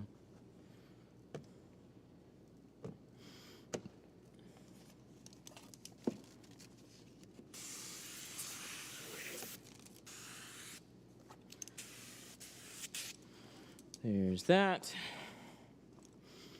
So everything is clean, especially after you pull a piece of film off of it. So a way to like super clean it is tint it twice.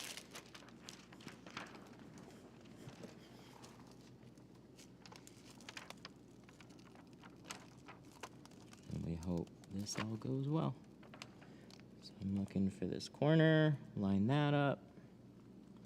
Because these ones, like I said, they're pretty pinchy, so you don't want to wiggle them around too much. You don't have the time to do it before they start tacking up.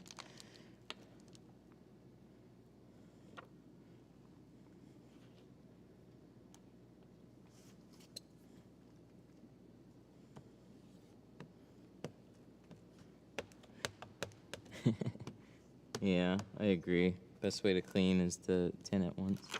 It's not efficient. It's true. Gigantic sticky. As long as it hasn't tacked to the window.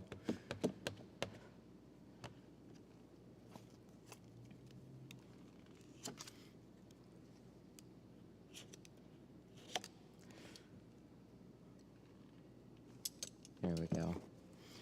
There's that. Bring this up. Make sure everything's good. Yep.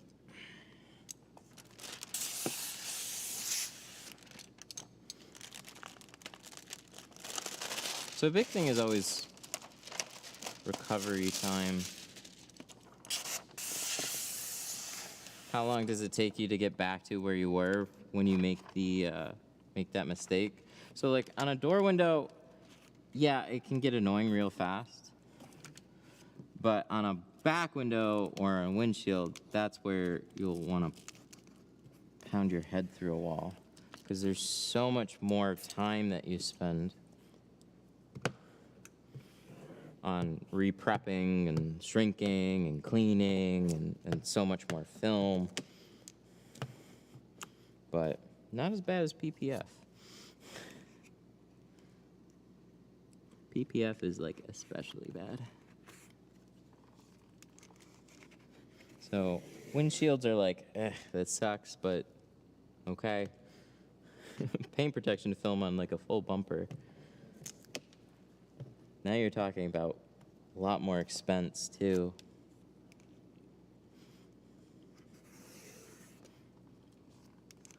So it can always be worse. All right, there we go.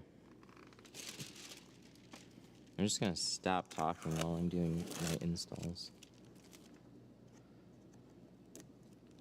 Just gonna do them.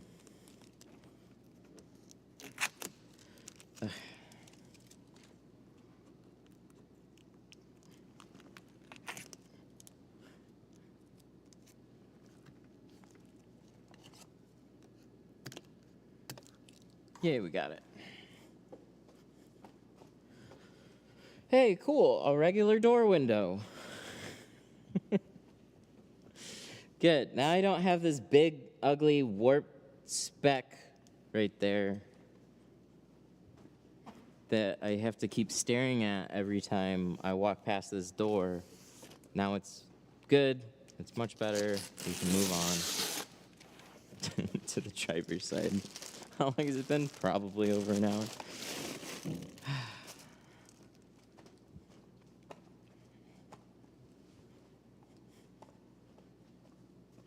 Okay, so on this one, Like I said, we're a little wide, so before I get too carried away with this one, I'm gonna trim off the front a little bit. An hour and a half. Damn it. If it wasn't for the windshield, it's no big deal. It's just because it's the windshield, so there's so much more time wrapped up in doing it.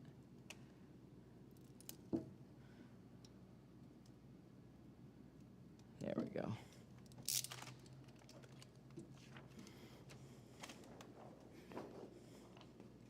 When you laugh, you remove the tension. Yeah, that uncomfortable, like, ah.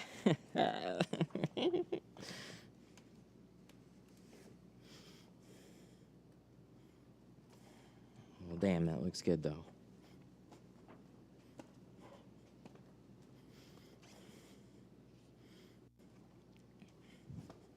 Oh, yeah. Stools are right here.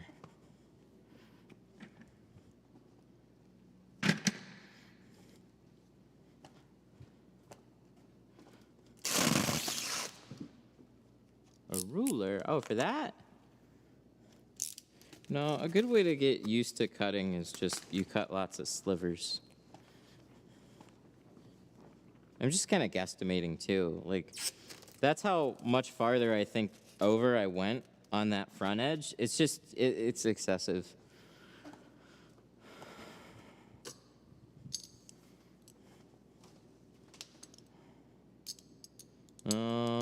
Just had my truck tinted Saturday. Went with 20 all the way around, 30 on the windshield. Nice.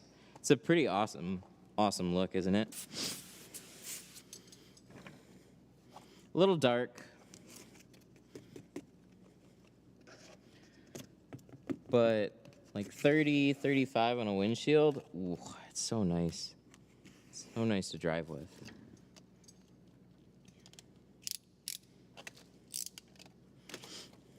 Most of the time.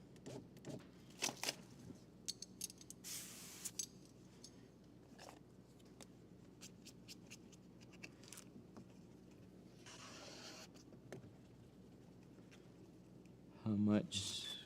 So I get like a 4-pack, or I get 4 at a time typically at Lowe's. They've got usually a bulk discount. I think it's like $30 a roll, something like that. Probably a little bit more than that.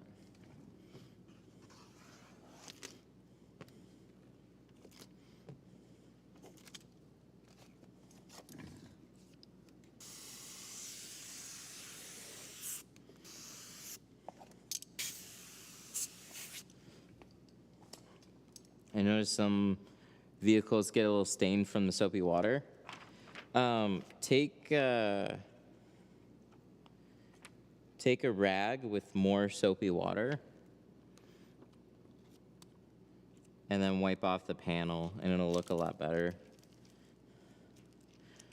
Especially on like older hard plastic panels, they'll show soapy water streaks. So there's I've been told there's what's called lanolin and like fats in soaps. So that's kind of the white streaks that you're seeing dry on the windows. So on it, or on the door panels. So really, if you see them, just take more soapy water and wipe the door panel, and they'll pretty much go away entirely. But I cover most of my door panels, so I don't see it much anymore. I used to see it pretty regularly, and that's what I would do. I never had to like replace door panels or something for something like that. Or you can get like a upholstery cleaner or something. Use that to wipe off the door. See? That was good. It was a good choice. You don't have to tuck quite as far in. And, ooh, we gotta go back this way. We're gonna go back this way a little bit. Yikes. Getting a little ahead of myself. Ooh, we got it. Good. See, that's why I like the white tape. So I can really see if I'm tucked all the way on both sides pretty easily. So good. Because these are tight. So I kind of guesstimate how far into one side of the seal that I should go. But I'll hop to the outside just to double check to make sure all my gaps are covered. You can get away with like a little sliver. I mean, some people leave pretty bad gaps. So when I say like things that you can get away with, like you might not even notice that it's there, especially when you're indoors.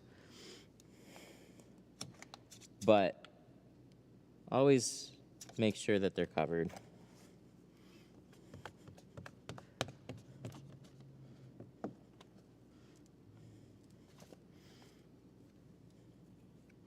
It's been so rainy since Saturday. That's no fun. Yeah, same here. Like, it's getting warmer, but it's been so miserable outside.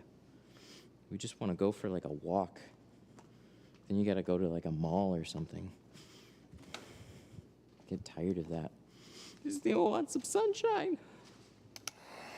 Is ceramic easier to shrink than normal film? No. It can be just as easy.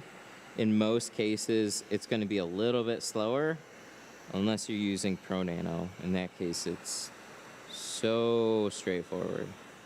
I have a video I posted recently on the channel. Is ceramic hard to shrink?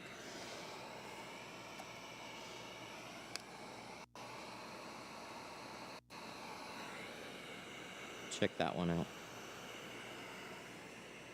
All right, now just the other side, we made sure that we warm these corners up a little bit. That way it would stick. I don't need to dry it out entirely. I just need to make sure that it's gonna stick when I roll it up. These are tight.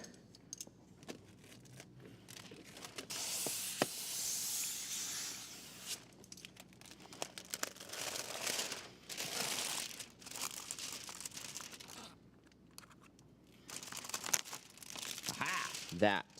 Okay, see how that is flat on the front edge?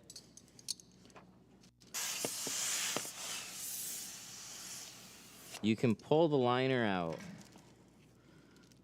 So it's basically like, it's like kind of, it's not wrapped underneath in a full loop. It's kind of set, so there's a bow here, and then it's flat against the window. Because when it's flat, that's what'll make tucking into those side seals so much easier. So when I go to set this up, it's kind of rounded here, but I pull it from somewhere in here. Let's make sure that this is wet. Pull it from somewhere like here, and that'll cause the whole thing to basically flatten out. And then that'll make tucking into the sides a lot easier. So you get your corner started, pick up your bottom edge, pull back your seal, and then you kind of like. Now, what's gonna make these Audi ones a little bit harder is how far into these side seals and the bottom seal that you choose to go. So if you're not going in very far, it's gonna make them much easier, but this still pinches kind of against the glass. So I'll take the shank and I'll kind of like pull the seal back a little bit, and then with the back side of the shank, I'll almost like kind of slide that in and tuck it in. So I'm reasonably far away from going very far into these side seals. They're just tough to tuck into, so you don't need to do anything crazy. You just need to make sure all your edges are covered. So that was like a big problem that I would see during the class. A lot of people would make their edges way too far, and that includes at the bottom. So there isn't a big difference visually from like a 1/4 inch to like a 1/2 inch to like a full inch necessarily. But then when you go to tuck some of that in, all of a sudden you could be like, maybe you have a 1/2 inch pulled down instead of a 1/4 inch. And it'll make it way more difficult to get that bottom edge tucked. So if you're having a lot of problems trying to tuck in the film, just slim up all the sides. That would be the first thing I would change. And that's exactly what we ended up doing from the passenger side over to the driver's side. And see, all my edges are still covered. I don't have gaps. Everything's fine. So I'll tuck maybe like an 1/8 inch on the sides, maybe a little bit slimmer. It all just depends on how tight the side seals are. And the only reason I might tuck them in a little bit farther is when you have an easier door window with looser seals, sometimes there's a little play in the window as it rolls down. So you could still get by barely tucking it into the sides. You don't have to like then decide to like, oh, it's looser, so then I have to go farther into the sides.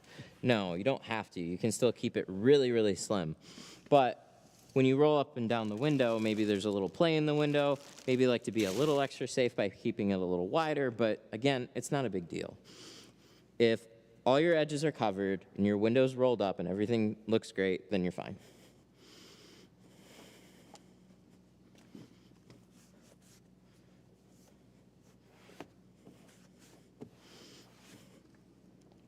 So a good gauge for me is the width of this. So in most cases, I'll pull it almost all the way over to the edge of this rubber seal, and then I tuck it in about half as much of the seal. So I really only tuck it in about this much. So that's only about like an 1/8 to, yeah, I'd say about an 1/8 of an inch there. 1/16 to an 1/8 of an inch. It's not, you don't have to be over any more than this. So really, I'd cut them exact if I could get away with cutting them exact. But the thing is, when you look at it this way, there's a thickness to that glass, so you'll see a gap. So you always have to be just a little bit farther, just a little bit wider than where those seals are.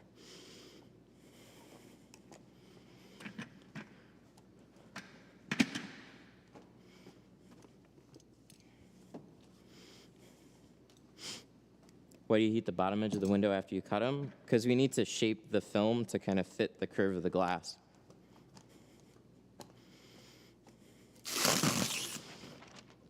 If I'll remember, I can post that as a dedicated video.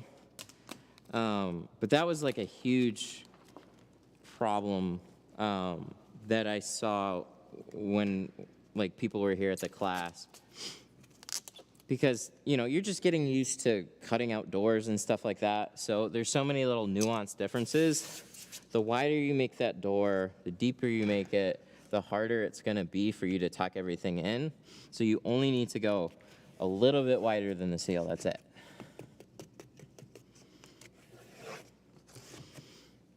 But when you look at this bottom seal here,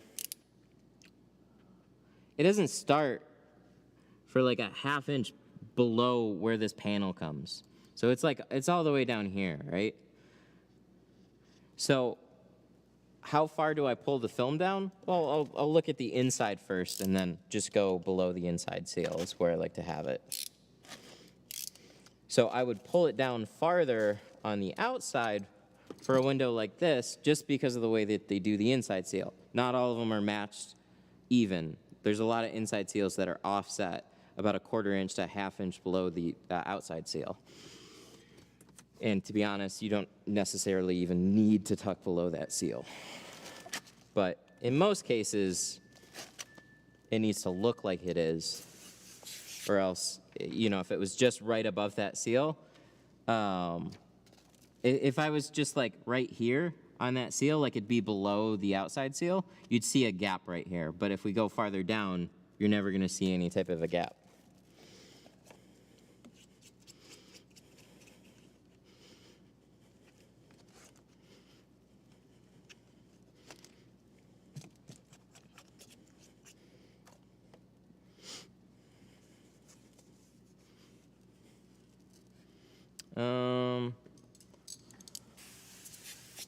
Has the tape pulled off the color off of one of the cheap fake leather door panels? Yeah, I've had Lowe's tape rip some of the felt from the VW seals, the new ones. Ooh, that sucks. I've heard with some materials,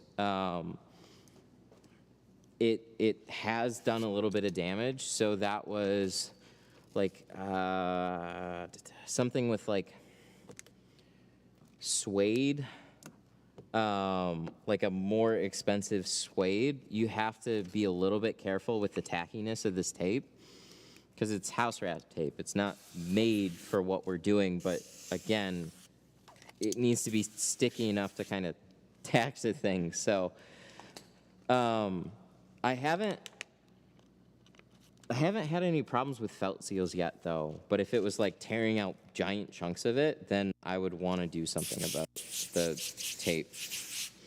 I would maybe like put it on my jeans or something, or just not use tape in that instance.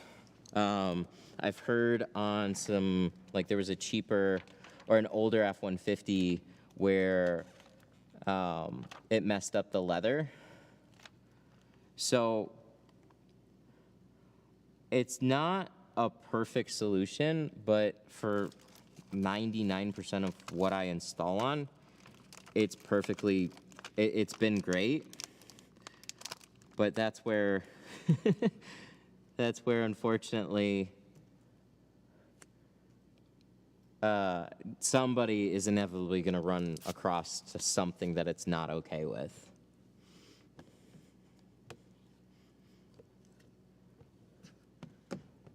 Painter's tape, for a situation like that, might be a better option if you can install it in one shot go. What I hate about painter's tape is that it gets wet and it starts to release from like the seals. So if you're just, you know, if you're pretty proficient about your install and the tightness isn't that big of a deal, something like a painter's tape is gonna work okay. But for the majority of windows, painter's tape drives me crazy.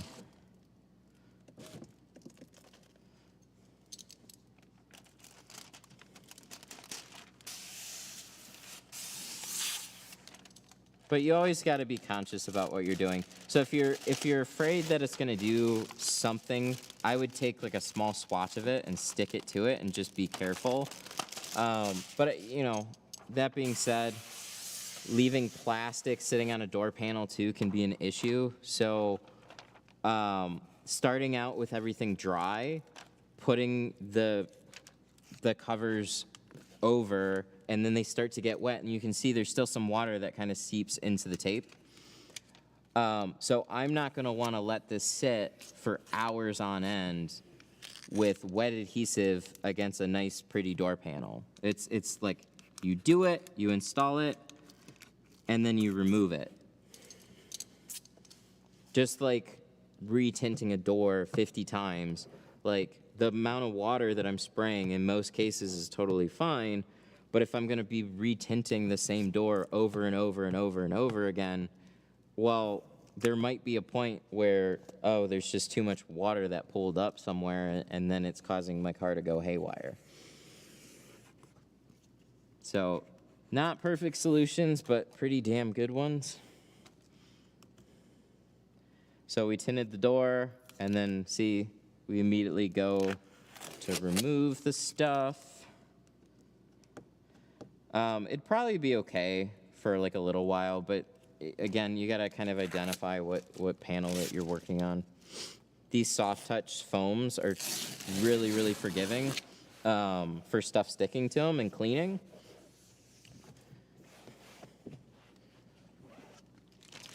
But if it was like an M series with like their suede and felt and stuff like that, yeah, you know, leathers and stuff, you don't want to leave moisture sitting there for too long. Stitching, water can get into the stitching and cause the paneling to swell on certain, like I think on the Rams even. So it just kind of depends on what trim you're working on.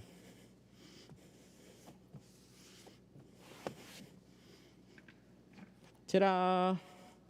Well, this side went way more better.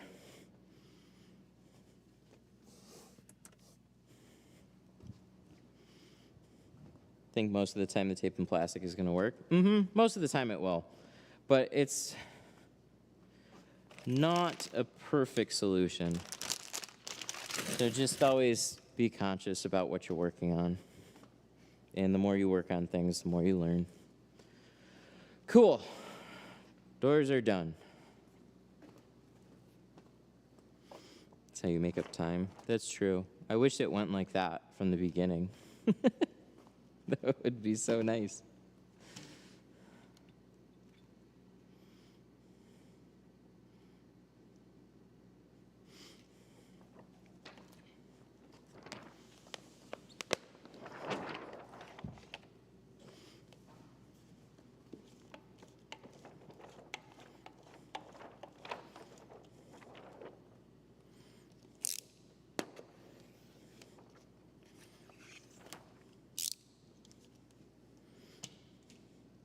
That's true. I did cut out the passenger side, or the driver's side on the passenger side. It's a good way to save some time.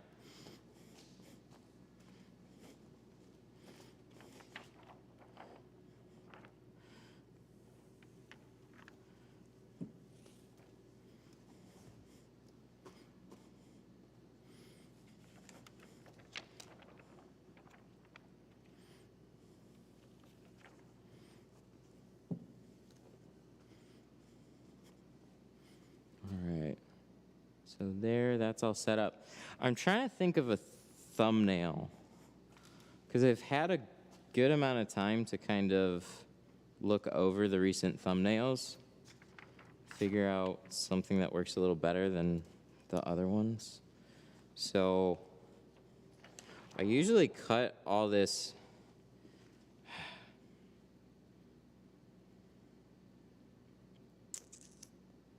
I'm thinking. Because I usually just cut this off, and for the sake of a thumbnail, I'm thinking about leaving it. But I think maybe, yeah, we'll just tear it off.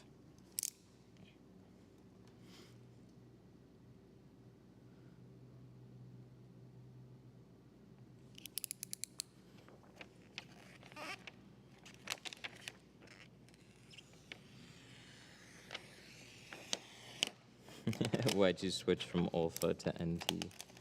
Or why'd you switch from NT to alpha? Because I lost my red dot, all of them, and I just need to get another one, but I can't get one today. Wow, that was a mess.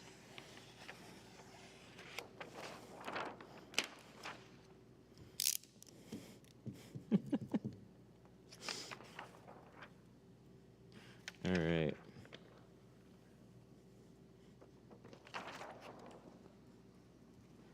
We'll save those.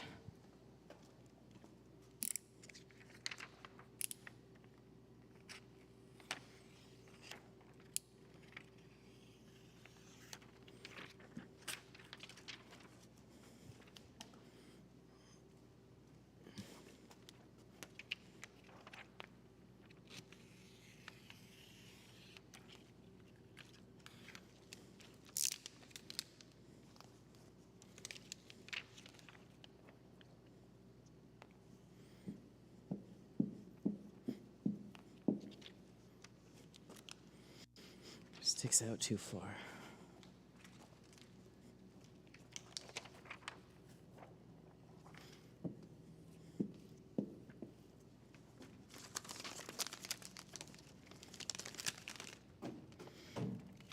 All right, so let's shrink this back window. 3? Yeah, I think it's okay enough. It's about, I told them 4 hours, so I think we're gonna pretty much fall in line with that again.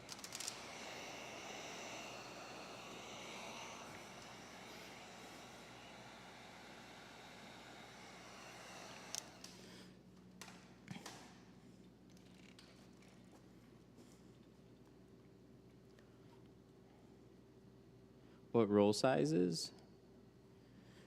Yeah, so it is confusing. A 36-inch roll split in half is like 18, and that will cover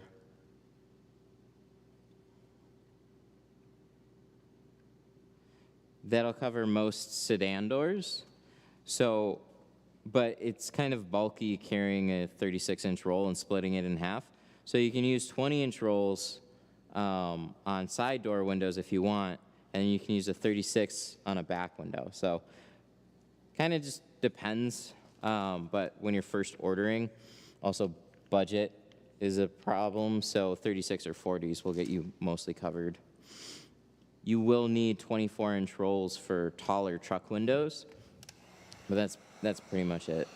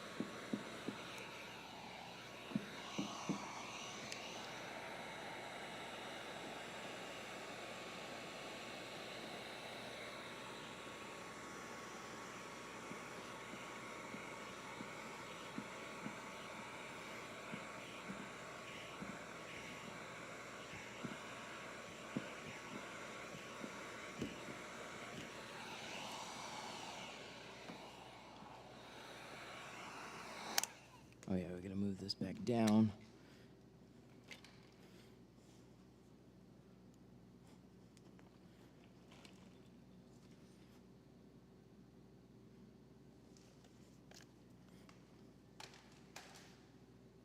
Pro Nano does shrink very well. Makes life easy. Oops.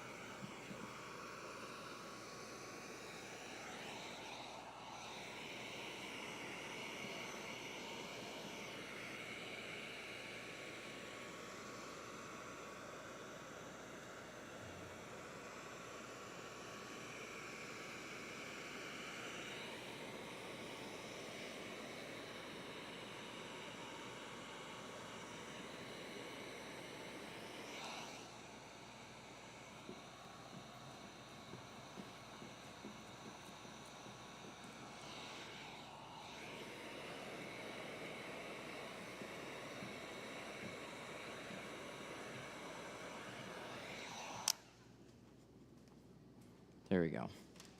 Okay, so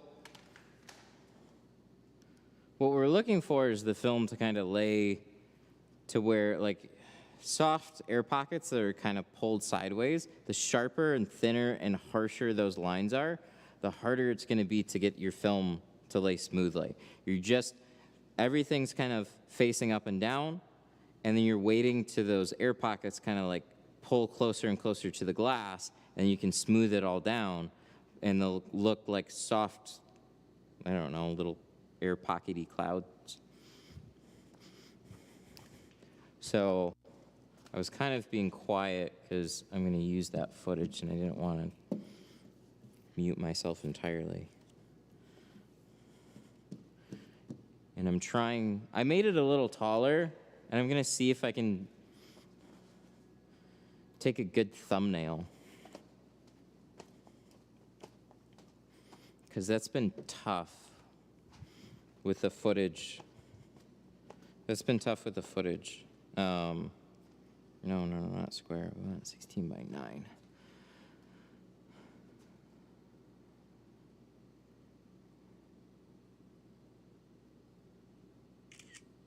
I don't know. That VW Golf was really such a good thumbnail. It's tricky.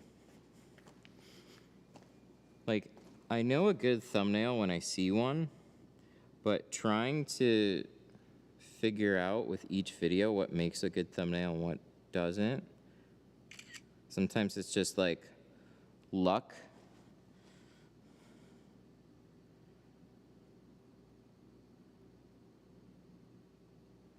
And then let's go a little farther back too, for the hell of it. Because like, there's a bunch of white, so you don't really know what car it is. But if I go like too far away, then you don't see the back window. So trying to figure out like that good balance between what actually makes a good thumbnail and not, it's kind of hard for me to figure out. But when I see it, I know it.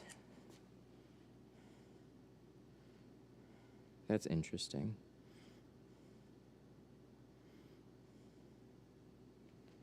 Let's do one more, and then I'll shrink the other side and see what it looks like. Ultra-wide sometimes looks good, and sometimes makes the whole thing look really small. It makes the whole thing look small. We'll snap one because when it's there, just get it.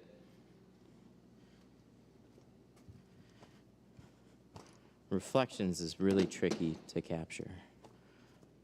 So when the fingers start to appear, that's when we smooth it out. No, you start with the fingers, and then when they start to lay flat sideways, that's when you can smooth it out. You guys crease it when there's too much film bunched up together and you haven't shrunk it. So if I wanted to sacrifice this piece, I could show you better, but I don't. We've sacrificed enough film today on demonstrations.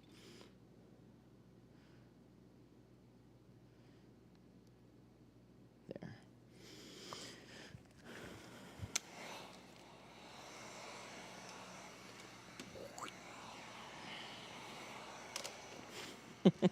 How much do I need to shrink? Enough.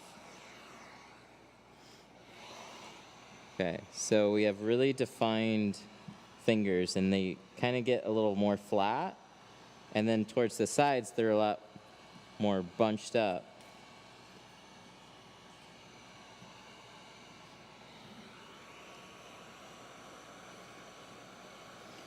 So as soon as they start to lay nice and sideways,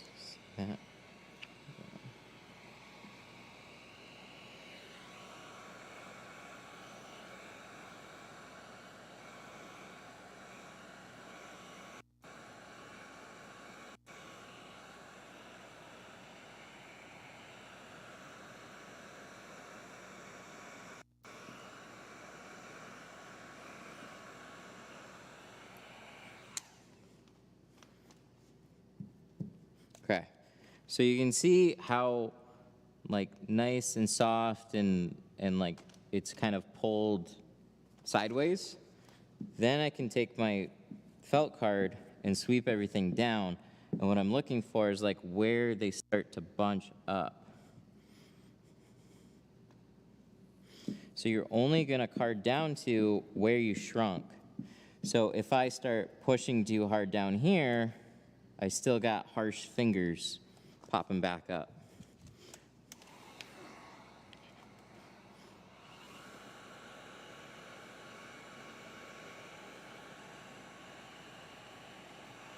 Now they're sideways.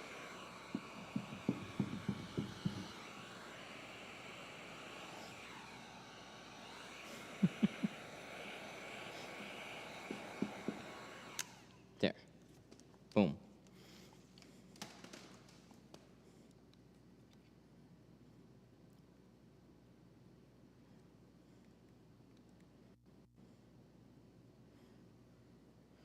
Okay. So another thing too is this is all bulk bunched up material. This all needs to be shrunk. And then this is where we shrunk to, and you can see this very defined curve right here. So the only way this is going to lay down is if I shrink the rest of it and then bring it up together. You'll see in the video. You'll see a little bit better in the video. But that's one reason we're doing that right now too.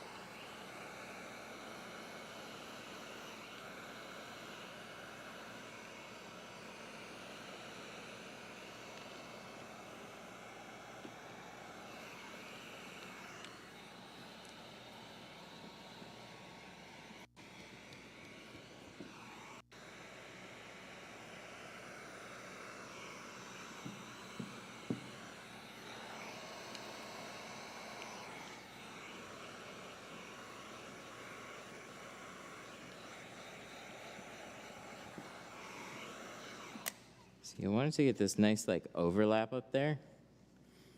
And then that might have made the picture more interesting that way, but you don't need to go up that high. So that's one reason I left so much extra film up there and shrunk right up to the edge. But you don't need to do that.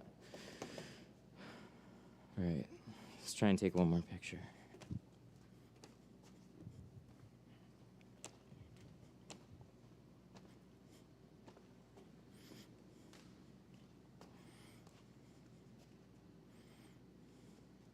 Yeah, it's not as dramatic. I should have left film on the bottom. If I left it over the trunk lid, it might have looked better.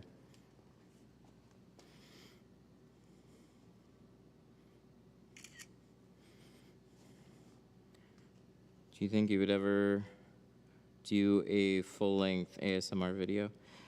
I kind of did a sample.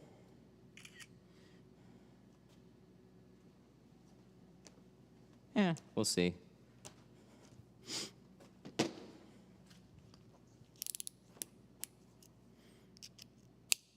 I kind of tried with one of my heat shrinking videos. I was completely quiet for like all of the shrinking, and the watch time was way lower.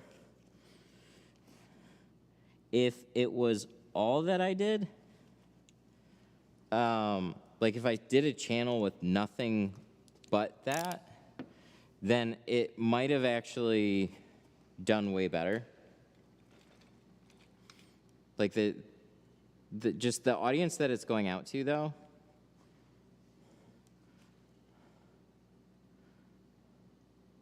the audience that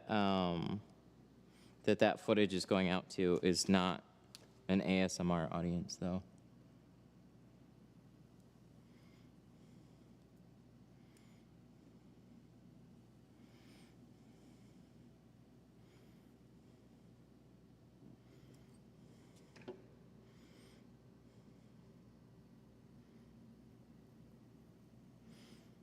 Yeah, have you ever seen like, I think like Detail Geek or Stouffer's Garage? They basically built audiences from the very beginning on that exact type of thing, and it was doing really well, and they've done nothing else. So it's too here or there, so I'd have to basically commit to doing that.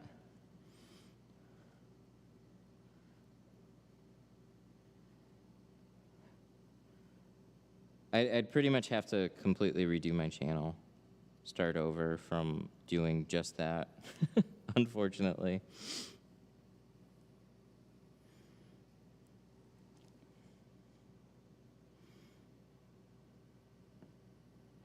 No, it's an interesting question.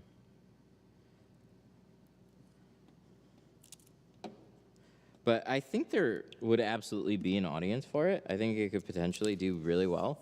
You just got to be very committed to doing it.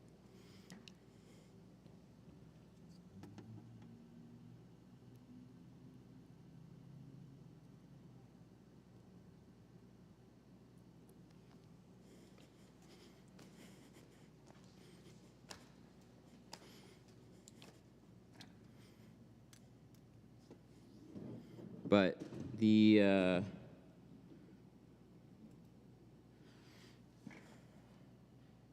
numbers will tell you. I've been really happy with some of the videos that I've been able to post lately, though, so that's been really encouraging. Like, I did a windshield one, and it got like 750,000 views or something crazy like that. And then the back window on the Golf, that video has done over 100,000, and they were very, I made them while I was live streaming, so it's really, really encouraging to see.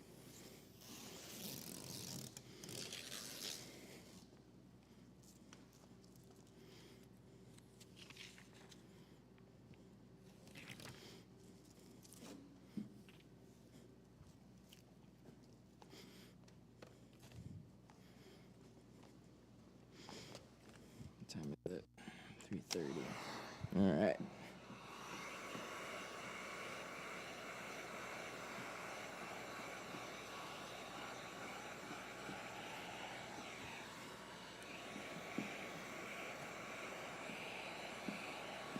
do you call the white tape? Glass aid. It's a thick pinstriping-like tape, so it's much thicker than a pinstripe, but it acts very similarly in like the way you apply it, and then you can cut on it, and it'll protect the glass, because you know when you're doing an Audi and you scratch it, the cost of replacing that window is going to far exceed whatever you just made on the tint shop. Maybe not like far exceed, but it'll exceed it. Canon.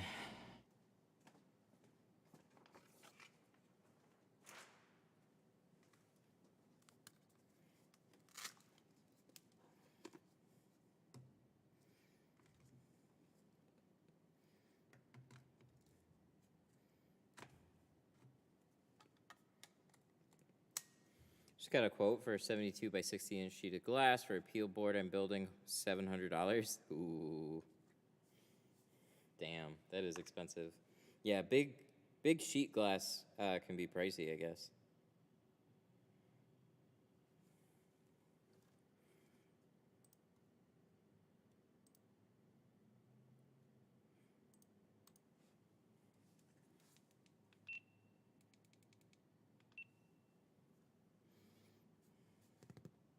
Was I dumb? Oh, apparently. I thought I had this plugged in. Nope. Oh well, we'll leave it plugged in now.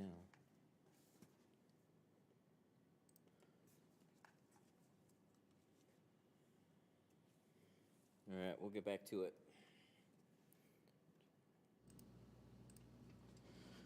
Let's do it. Oh, I forgot. I gotta take out headrest.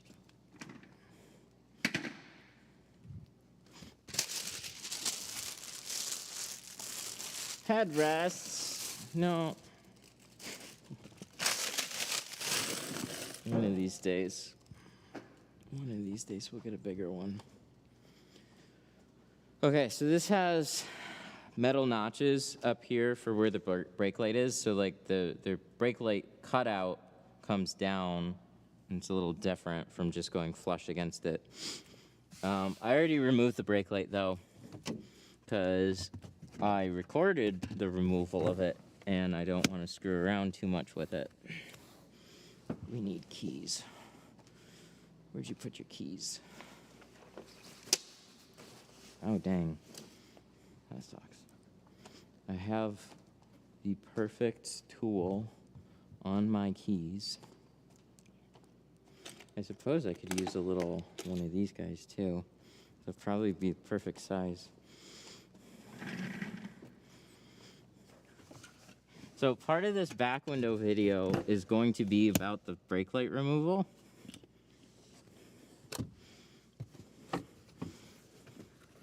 Because it's really the same for like all Audi back windows.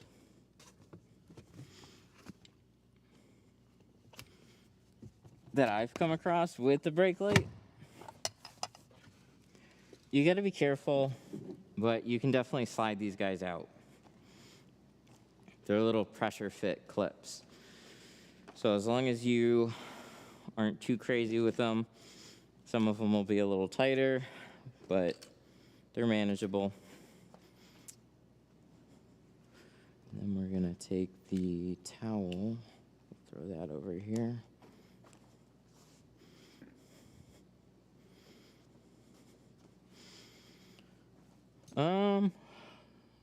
No, as far as the headrest, the middle one's a little bit different. Let's set that down. Let's toss over a towel. So we don't have a lot of room to mess around with on the paneling. It comes pretty close, but really, once you get the brake light out of the way of an Audi back window, they're not near as annoying as the full windshield. Yep, definitely gonna Frankenstein it. We'll grab a couple things. So in this case, a tail fin might be really handy. Doesn't mean that we need it, but it's always helpful to bring in just in case. So let's get that. Let's get the sprayer.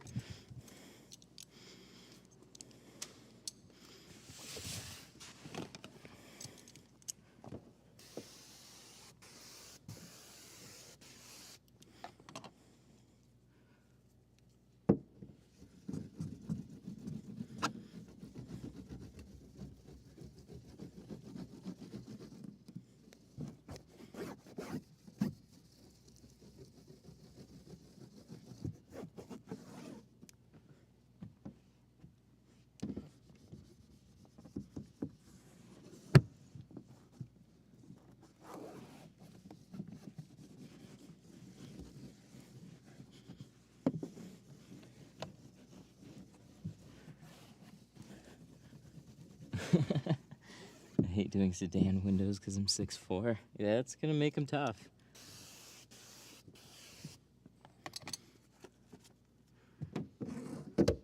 Oops, I forgot there's that metal tab there.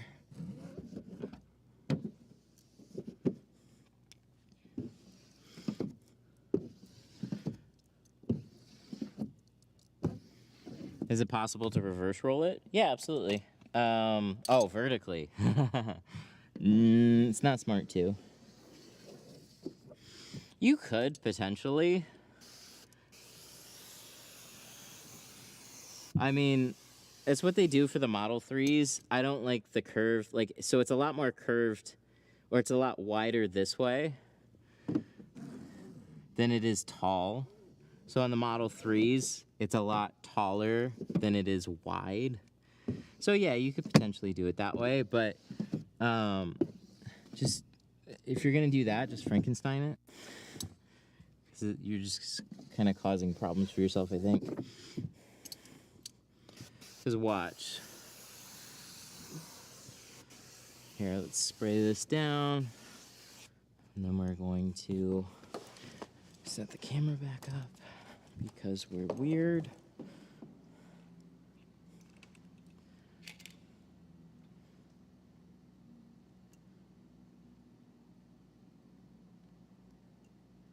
Stay. Okay, so we're gonna Frankenstein this one.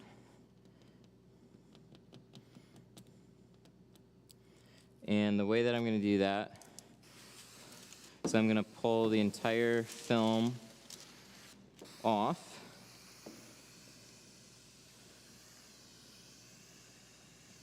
Spray the whole thing down. And then pick it up. And then from the middle, I'm gonna pull it with my left hand, let it float onto my right arm, and then pick it up underneath, and then carry it in. I haven't learned the Frankie, usually peel it on the deck lid.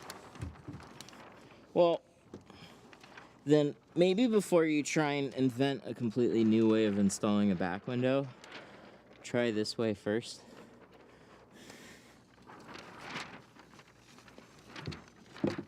Because it's not that it wouldn't work.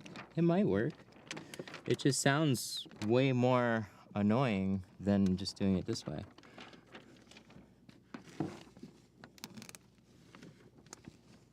You know?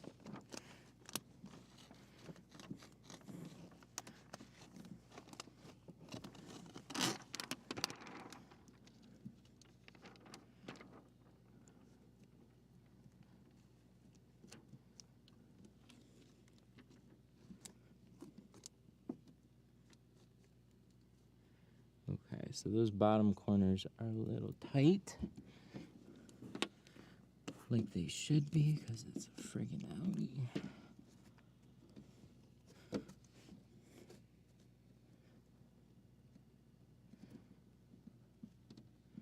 Pretty good. So there's usually a little bit of play on the sides, but not much.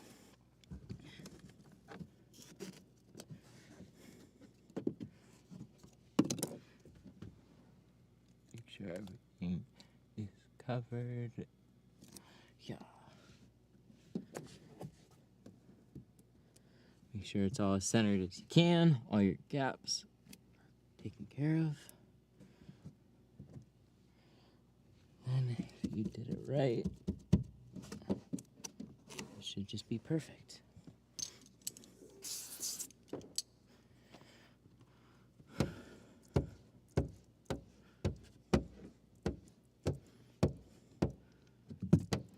So, with carrying the entire piece of film in,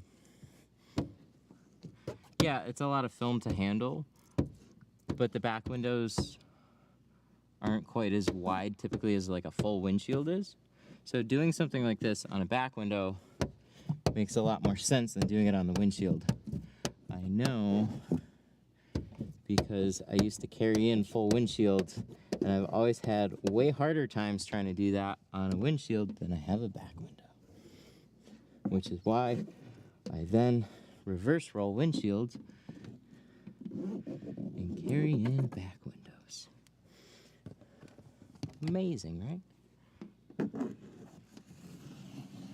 Tail fan.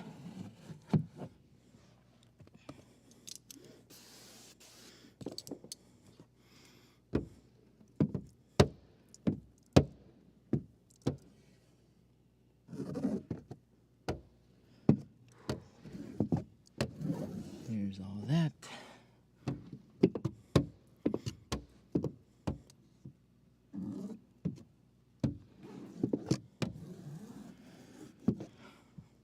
And then side swipe. So the lower I get, the tighter that back lid gets. And bulldozer is still a good choice. Just the corners are a little bit tighter, so tail fin is a better choice. And then we can squeegee everything off and hopefully admire our perfect back window.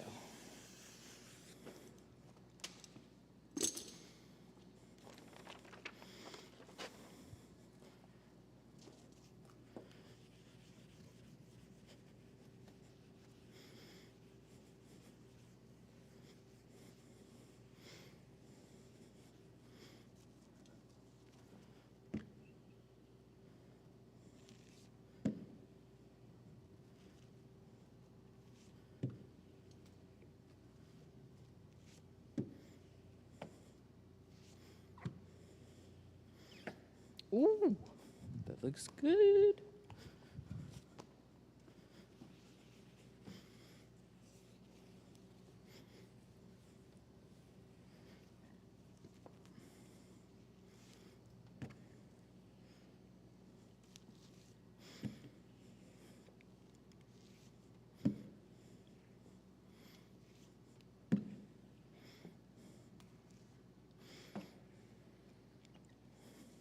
Heck yeah.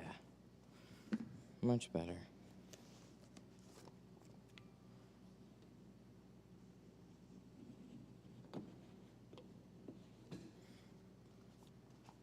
Ta-da! Nice. And we're done. The video that we're gonna edit later. Oh God, that's fun. Not really.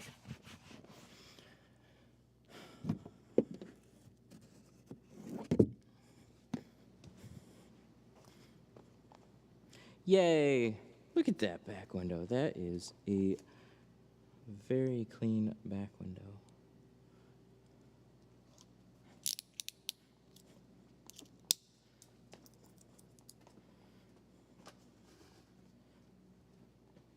Okay, so now we got some quarter windows that we gotta do. I think for the sake of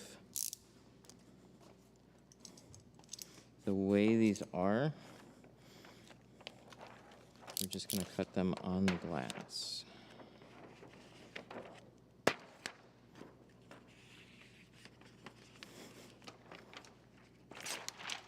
Here we go.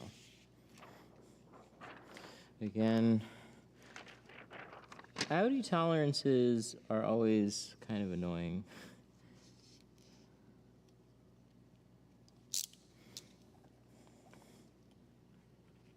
So if I'm gonna cut these right on the glass, definitely make sure that we're gonna change that blade anyways.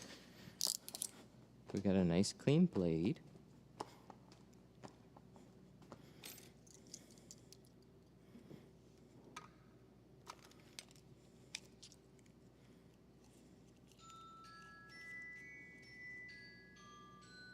Go away.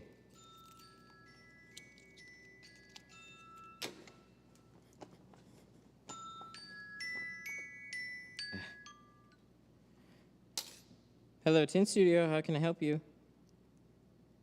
Yeah, is this the Tint factory? Tint Studio? Yeah, yeah.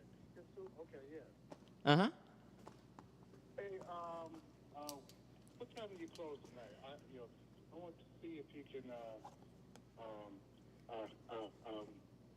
check out my truck windows. Yeah, is it something that we did? No, I just need a price on it. Oh, I can quote you over the phone. You don't have to come in here, but I'll be here till probably about 4:30. Oh, okay. Okay, well, I have a 2017 Dodge Ram, Okay. and it's a 2500 Okay. extended cab. Okay. And my, the guy who had done my stamp, my passenger side is bubbling up. And I want to know if I can get that replaced. Okay, just one window? Well, I like them a little darker, too, so the passenger and the driver's side. Okay, is that just the front doors, or you need the back doors done too?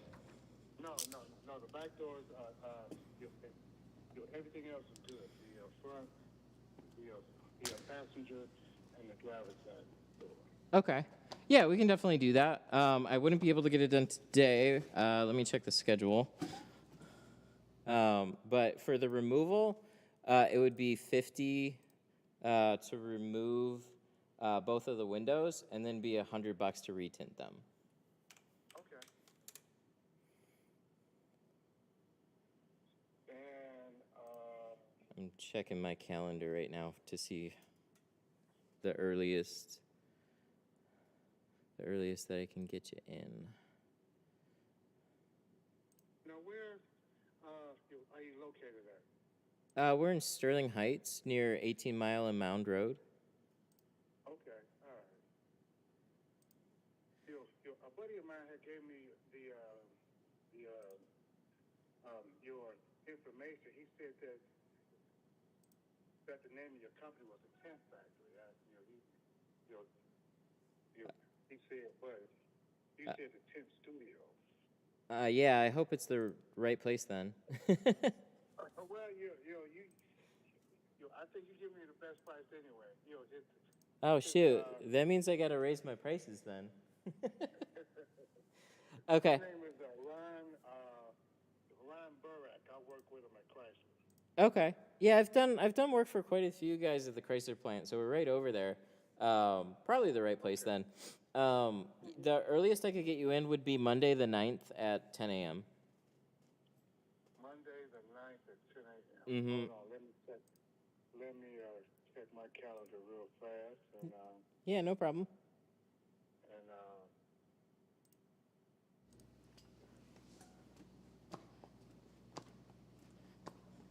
Come on, computer. Yeah, most of next week is reasonably open. I'm all booked up for the rest of this week, though. Okay. So Monday the 9th. Mm-hmm. See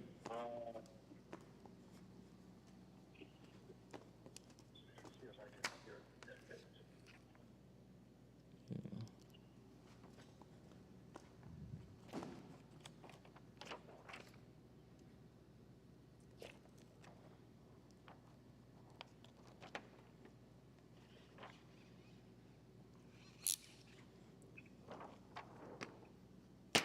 Monday the 9th at 10. Yes, sir. Yeah, that sounds like a good idea. All righty. Well, I will mark you down. Uh-oh. What you got? What do you have Tuesday? Tuesday, I could get you in same time. Okay, let's shoot for Tuesday because I got therapy on Monday. So let's shoot for Tuesday. Okay. No worries. I will mark you down for Tuesday then at 10 o'clock. We do take... Okay. We do take, I was going to say, we do take a $40 deposit to confirm the appointment, but that goes right towards the balance.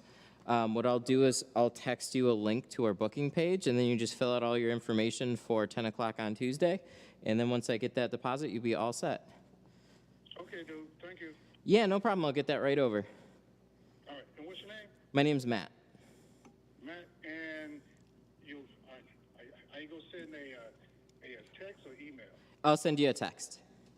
Okay. All right. Good night. All righty, man. I'll get that right over to you. Okay. Thank you, sir. All right, have a good one. Yeah. Bye.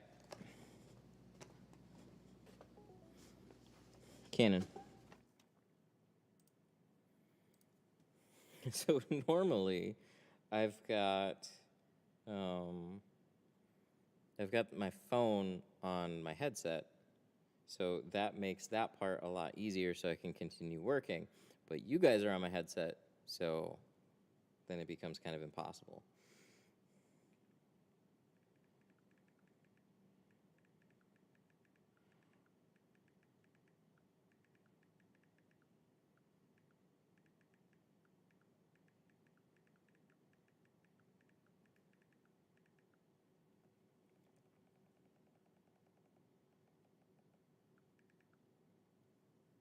Dun, dun, dun, dun.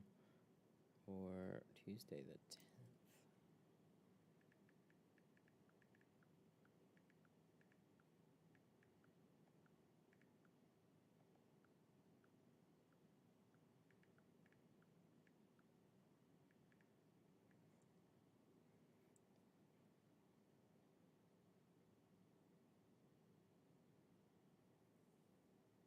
Okay, there we go. So then I fire that link off, and then I get back to work. And if I get a deposit, then I have an appointment. If I don't get a deposit, then I don't have an appointment.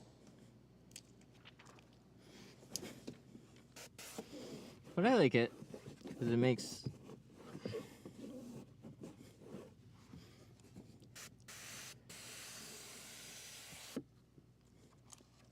Oops.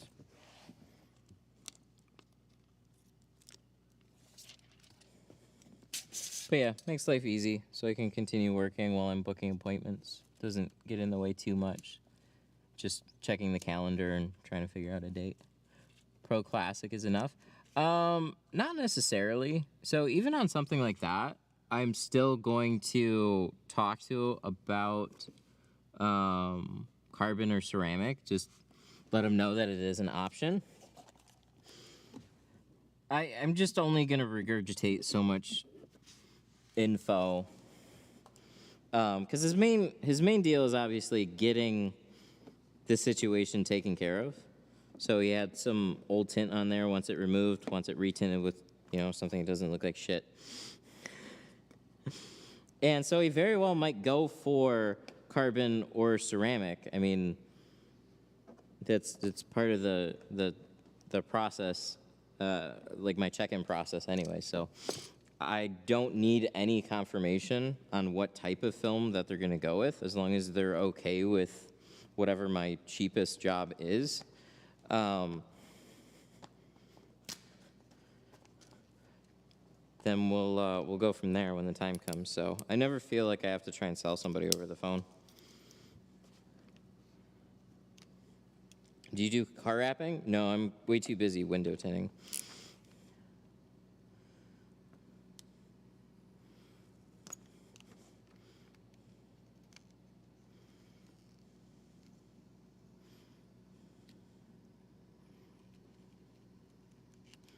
People want me to do too many things. I like to specialize what I'm really good at and then double down on it. Are your customers mostly subscribers? No, not really. A good amount of them aren't. A good amount of them find out about the channel after they bring their car in.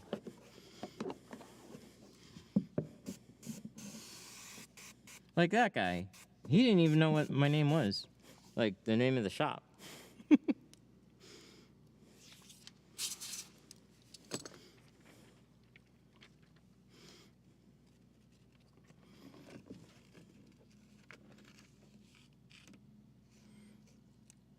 So he got a referral from somebody who got work done here already. And see, that's how referrals work. They're kind of great and kind of annoying at the same time. So what I like about referrals is his buddy went here, he recommended me. So like the guy doesn't have any reason to look anywhere else. But what the annoying part of it is that sometimes people just get a phone number, so they don't really know anything about you.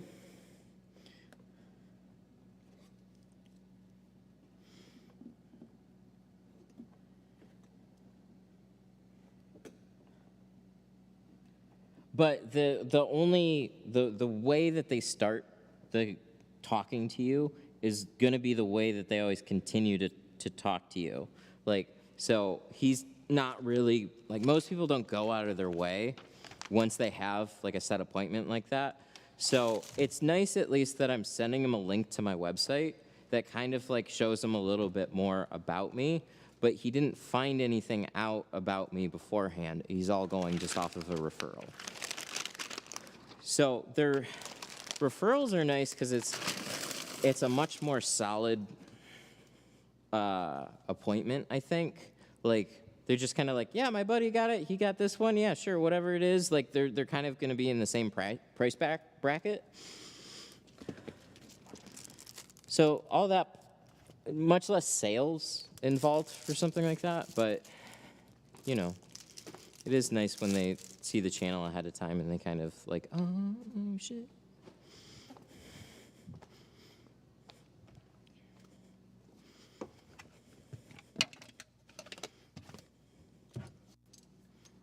Yeah, no, so, wow, why did it disconnect? Canon.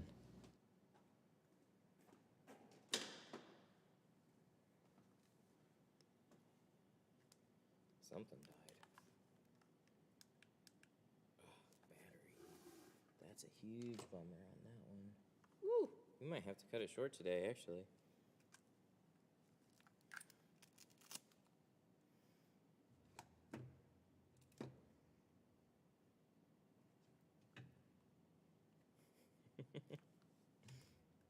I thought I had my other battery plugged in while I was streaming. I didn't, so that's a big oopsie on my part. Having trouble shrinking Avery film shrinks fine, but when I get to the edge, I can never get it to lay flat. You're just bunching up too much film together. That would... Gotta pull shrink it a little bit, if that makes sense. Watch some of the shrinking videos. It'll give you a better understanding how to shrink, but... Yeah, you're just letting the film get bunched up in the corners. It would be the same with Avery or any other window film, really. Avery's a nice shrinking film, by and large.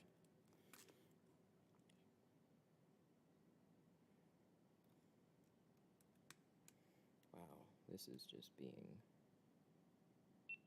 There we go.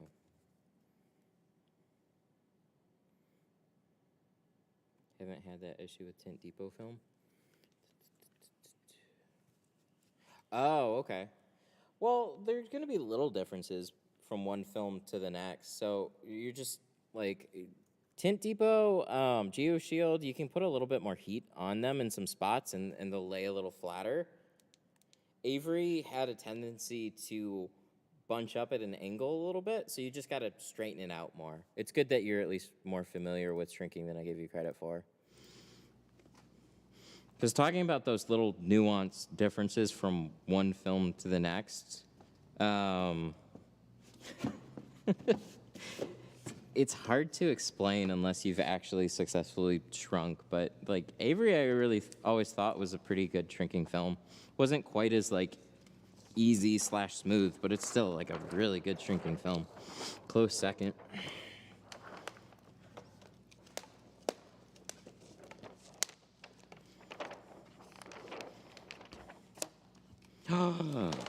Oh my God.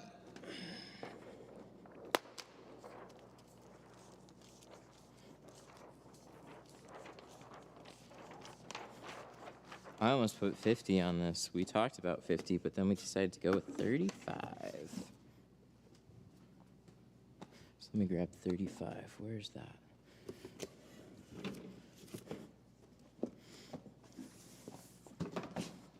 Sun distributing is going on soon. Cool. Every once in a while, live stream times will overlap. Why'd you go to Avery? Just curious.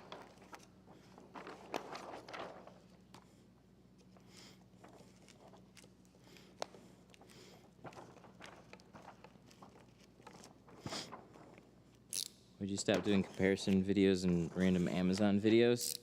That's a lot of work. I haven't stopped entirely. I just haven't done one in a while.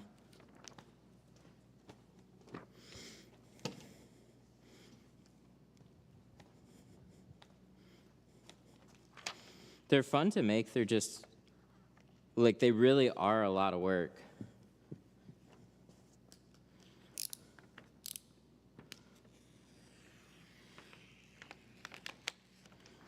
I'm putting off hiring somebody. When I hire somebody, I'll be able to do more stuff like that. I really need to hire somebody that can also just hold a camera. Take care of orders and stuff. That'll free up some extra time, and then I gotta put them to work. Some days I feel like there's not enough work, and then I think of all the other little things that I do in a day, and I'm like, oh shit, I could probably have somebody do all this. Then I gotta hire somebody.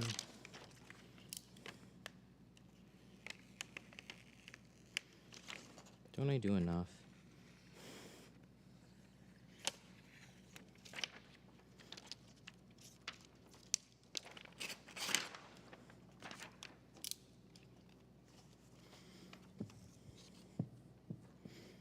Yeah, I wanted to do a super ceramic comparison, so somebody sent me XR Plus and some other ones.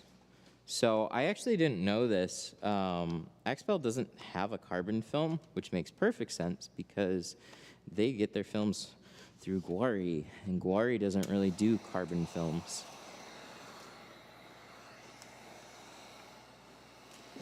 So they have a metallized film, which I don't think is as good as carbon, but I haven't tried it yet, so I should put them up on the box and compare.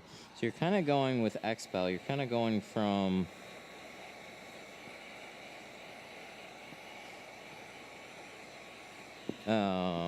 color stable to XR, or no, was it HP? God, what do they call their metallized film?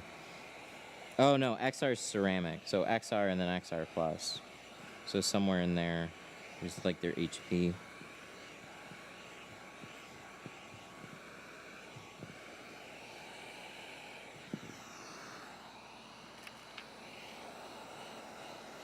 We're not gonna screw around with this windshield, we don't have time.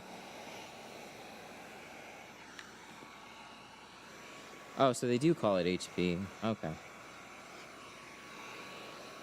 Yeah, from what I could tell, like I looked at the XR Plus, they look good. I have 70%. I have 70% and I have 20%. I wish I had a 50, but should be good enough.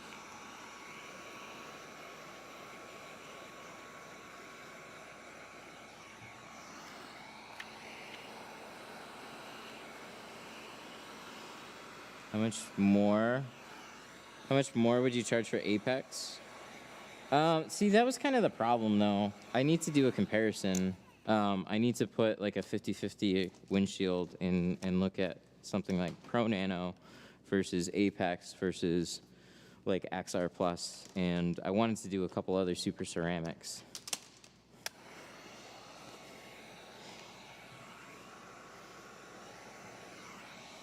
It says no battery. Oh, shit. All right, let's get rid of that. There you go.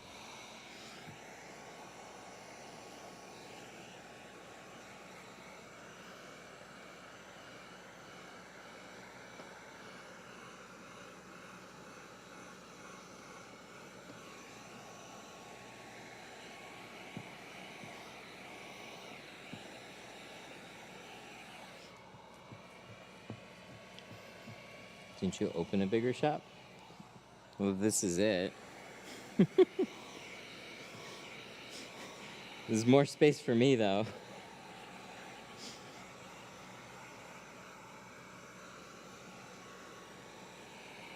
Do you know people are expensive?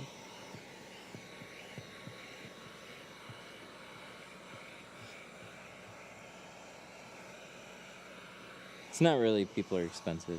It's I gotta hire somebody and then spend time on getting them up to speed with saving me time.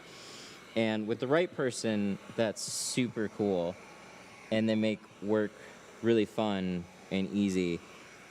Sometimes getting that person is just an utter pain in the ass to like sift through people to find somebody. I don't want to hurt people's feelings.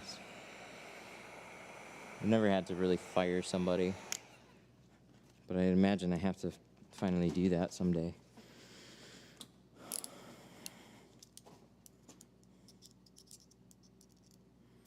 Suntech Evolve is pretty sweet, and it's their super ceramic film. That's cool. I like the name for it. That's pretty awesome.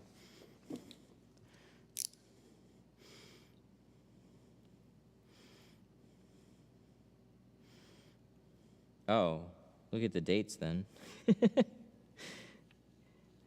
Yeah, if I was tinting with other people at another shop, yeah, that was a while ago. I've been here for a year and a half.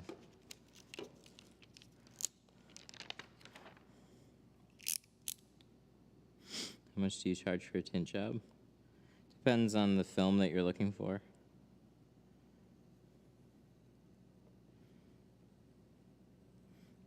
And what vehicle you have.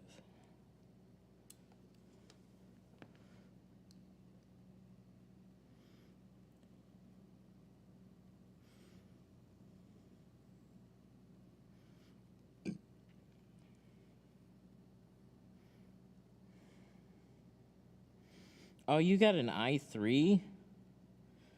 Oh, what a bummer. i3 quarter windows. Man, I feel bad for you. That is one of the goofiest design cars I've ever fucking seen. It's such like a weird, like all the windows are weird. Those rear quarter windows especially. Yeah, you have to like taco the film a lot to kind of get it in place. And even then, I mean, I think I'd much rather figure out how to pull all that paneling around it, but it probably sucks to do.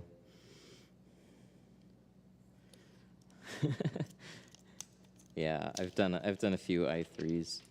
They're like super doofy.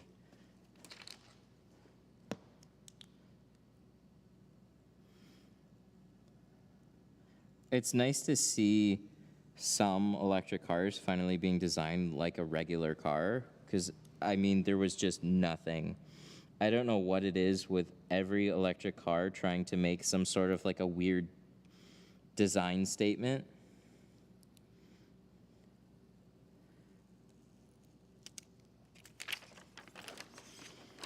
But there's so many like electric cars that are looking to make some sort of like a design statement and be like the ugly future that nobody asked for.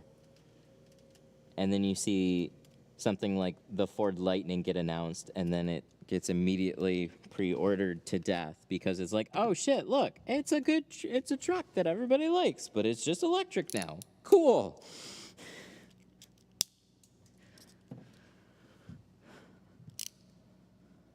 Too many statements.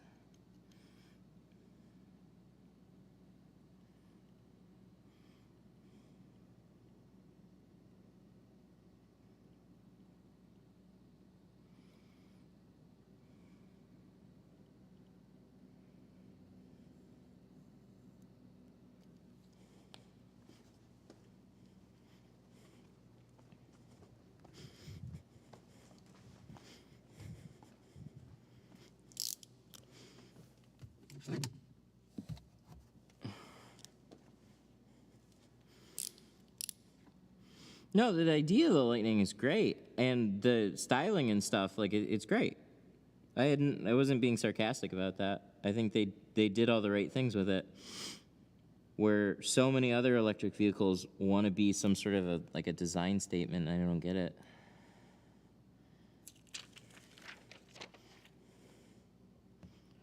Like, there's been too many people that looked at the Prius and were like, we need to do something weird like that. And it's like, no, you don't.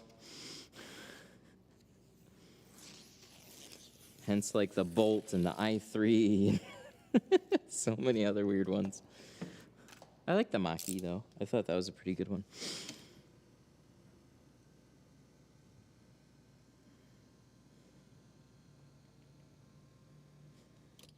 There's lots of straws here. Can't have enough straws.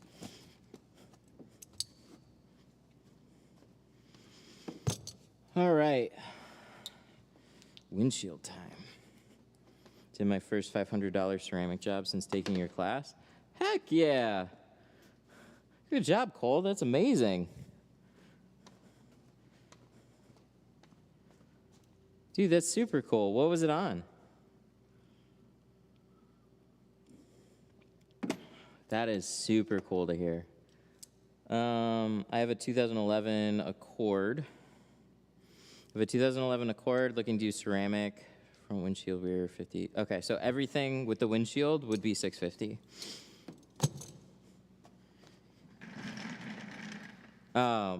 I have all those shades, so however you want to mix and match the shades is totally fine. That doesn't impact the price. The material does, so that's cool. We can set that up. Reverse roll time. Let's go. Okay.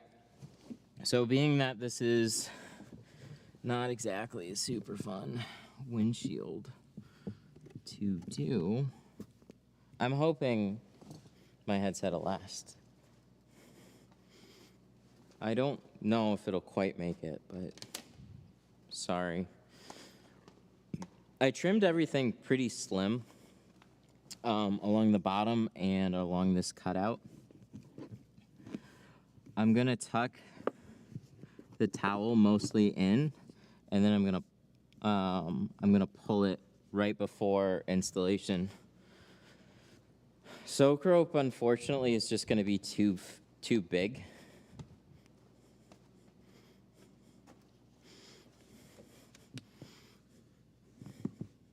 That's amazing. It was a Kia Forte, $500 ceramic. Sold them on it with my $25 homemade heat box. You don't need anything fancy, you just need to get a point across. I was really surprised with the way Nick sold stuff. He sold a lot more over the phone than I ever do. So he would just say, do you want something better? And they would go, yeah. And then he would suggest carbon or ceramic, and then their budget would determine what they got. I always feel like I would need to impress somebody with the heat box, but dude, see, it's out there, and you never know who's gonna get it. Continue with making it a point to show everybody. And that's just how the whole thing kind of snowballs. The more ceramic and carbon films you do, the more referrals you'll get for that type of stuff, because then somebody will be like, yeah, and I got this ceramic film and it's amazing.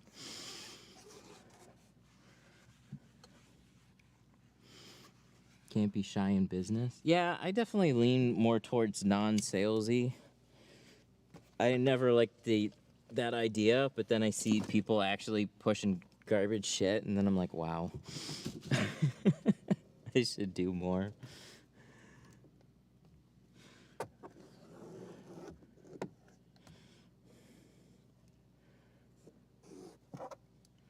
Like, one of the students, he bought $1,500 worth of Lexan, and it was cool because he could see, he brought it in. I have a roll sitting right there. And we compared the two. And there was a drastic shrinking difference from one to the other. And you could see him bounce back and forth. When he was using Geo, things moved faster. When he was doing Lexan, things moved slower. But it's like, it's not that it shrunk terribly. It's just that it's different. It's much different. So it'll throw you off a lot from what you see. You have to just put way more heat and things move a lot slower. So you can get a good shrink out of it. Just takes a lot more finessing and fiddling. But you don't know that when you haven't shrunk anything. So it was cool that he could play with both of them. And he wanted to get good with Lexan because he bought so much of it. And he's like, well, I gotta use it, so I might as well get good with it. I'm like, oh, that's unfortunate. But we'll help you get there.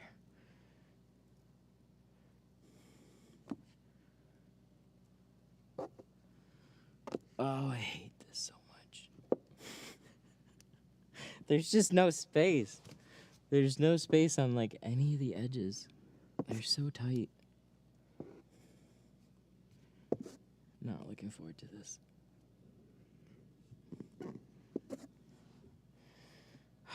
I should have brought another towel in here.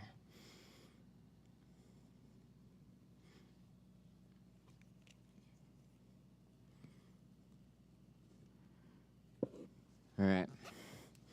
So we got that.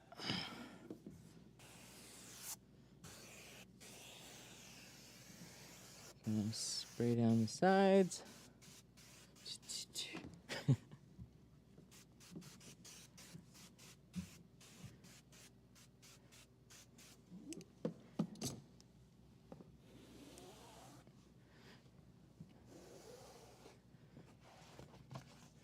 Hey, you're overlapping. Hey, man, sometimes I got late appointments. Sometimes it takes me too long to do an Audi.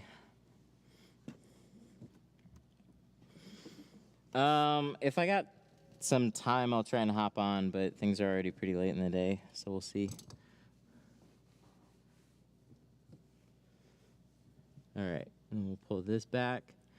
So we're just gonna free up as much space as we can, still keep it mildly covered, but we learned the hard lessons a little while ago. That is, if there's too much shit in the way, it makes for a bad day.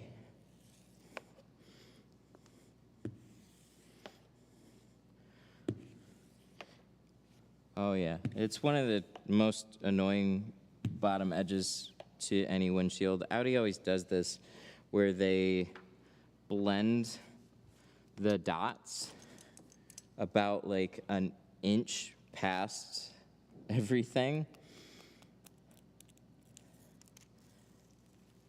And when you're in the driver's seat, you can kind of see certain gaps at the bottom, but not the whole thing. So it just depends on where you're sitting.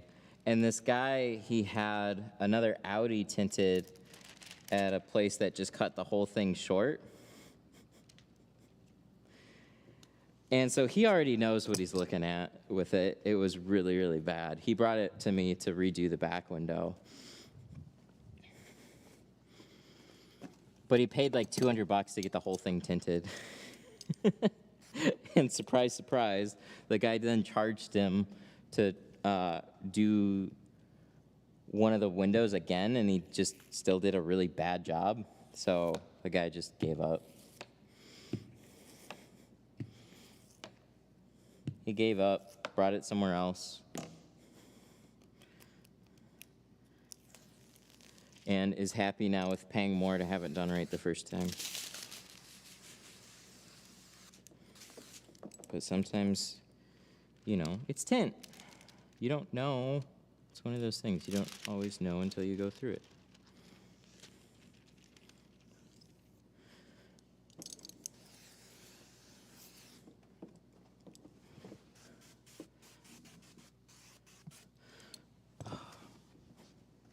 Can I just leave tint on the outside? What's the problem with that? I feel like I should be able to on this one.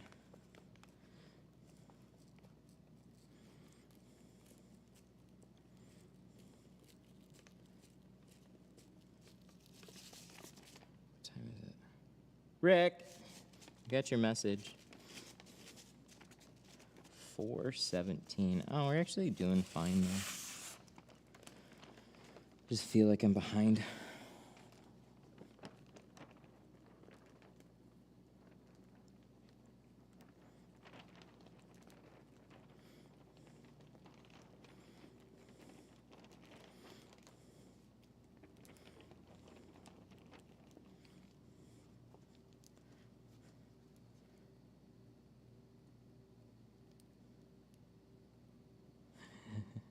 Recorder windows would have been easy if it wasn't an i3. I don't know how you guys do it. I mean, it doesn't happen with everybody, but more often than not, I do get quite a few people that just, you guys get oddball cars that I don't even hear of anymore, and I'm just like, how do you even get that? So I'm a little spoiled sometimes with the types of cars that I get. So, you know, an A4, is it the hardest car in the world to do? No. I've done lots of Audis. Just every time I have to do one of the windshields, it's tight, man. So as long as everything lines up, the slide's okay, we should be all right.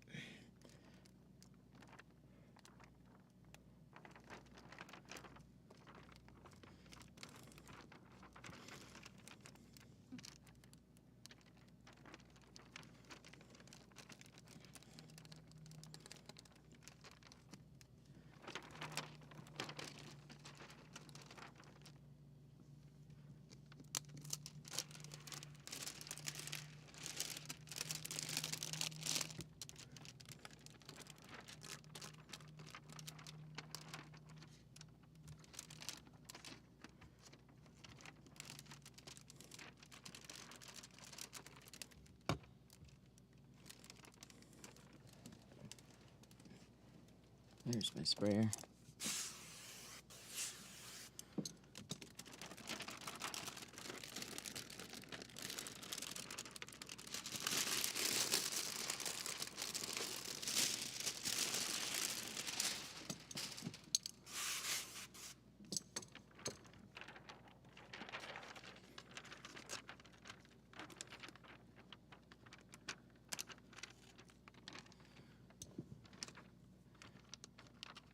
I just want to get some more Explorers. Ah. There we go. Aha!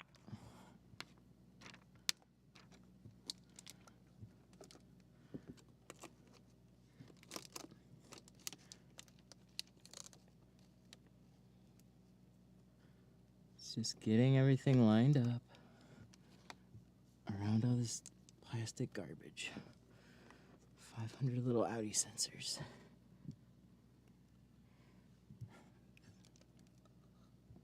Speaking of Explorer, oh, that's awesome.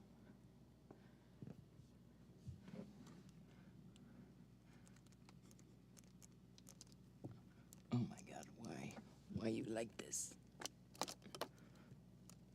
Here we go. Slight gap up there. Gotta finagle it. Everything's gotta be pressed in. If anything is like left out, it's gonna be super annoying trying to like butt it back up into any of these plastic areas. So it's all gotta kind of be perfectly centered. Good God. I think we got it. See, that's just never fun. I don't care how many times they do it. That is just not fun. And then, like, part of it, if the whole thing just stayed slick, it'd be a little bit easier to kind of finesse into place. But inevitably, some little area is gonna pinch and grab and give me a bad day.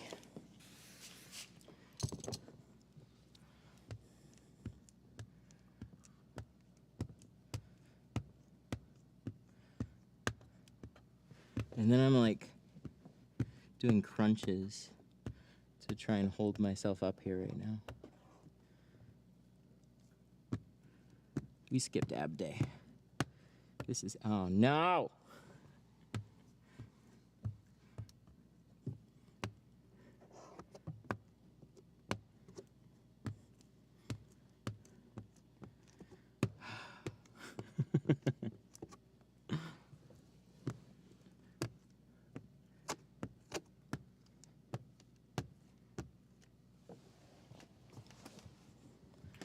Whoa. Cannon. Cannon! Cannon! I told you. I knew it. I knew it didn't have enough. That little bit. All right, little camera. Godspeed.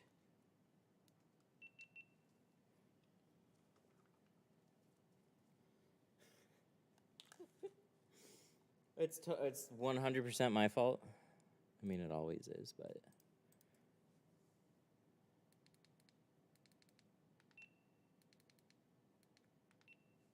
There we go.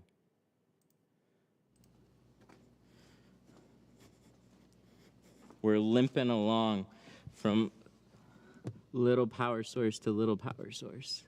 So...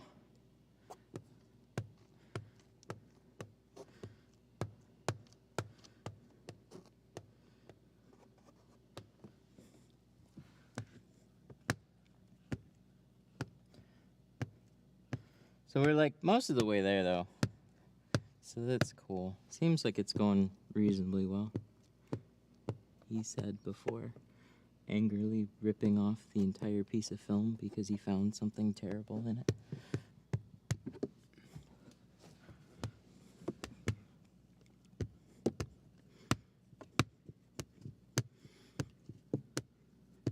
No, it's actually looking really good. I just can be really careful around these edges.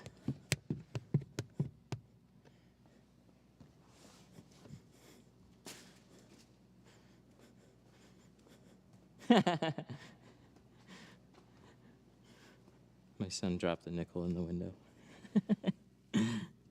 You know, a magnet would probably take it out. I remember on the Explorer, that rear window had the nickel there. Mm-hmm. At that point, I would have just rolled down the window and then tried to get it out. I just didn't want to screw with anything anymore. I'm like, we're good. I'm sure there'll be more.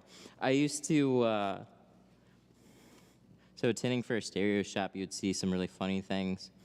Every once in a while, kids would put coins in their CD trays, and the parents would be like super frustrated because they basically got to pay to have the entire radio disassembled to get the coins out just so they can use it again. That's obviously not as big of an issue anymore, but 10 years ago, I was like, oh my God. Yep, that makes sense.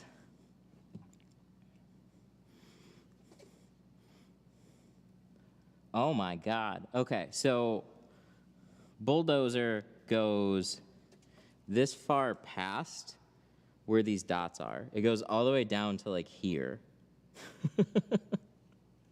That's crazy.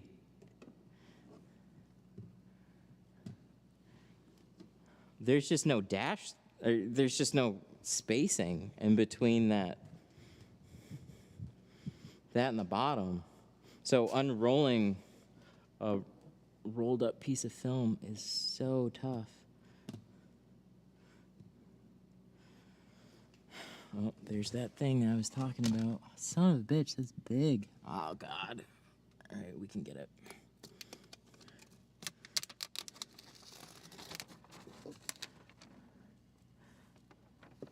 There we go.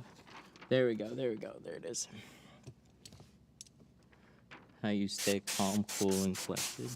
Yeah, and you spoke too soon. It's big, but we can save it because it's big. I know we can. Yep, that's it. Just knock it loose. Believe it or not, it's not in the worst spot that I've ever seen. Just gotta make sure all this tucks back up clean. No, go away! I'm busy.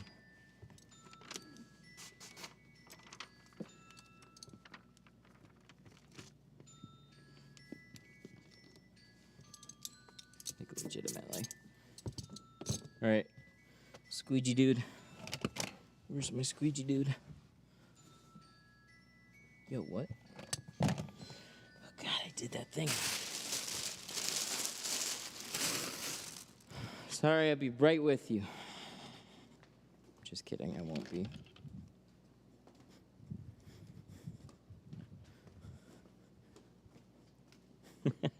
True. Okay, fair enough. Oh, so much better.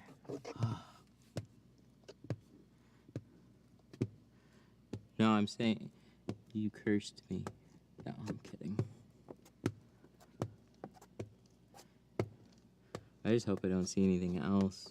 That was actually kind of frightening, because like we learned on the door,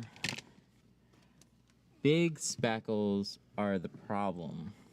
So when you have like an oversized chunk of something, that's when it's really a problem. And it's kind of sad because you know the amount of work that you put into whatever window that you're doing, but when somebody sees it, all they see is the imperfection. So it's not that they're being always a dick about it. They're just like, they don't really know what's okay and what's not. They just know that they see something there. So they ask about it, and then if it really bugs them, like, you know, they paid quite a bit of money to get the job done. Oh, there it is. I did panic. Oh yeah, I gotta take care of this spot, huh? That's kind of not okay.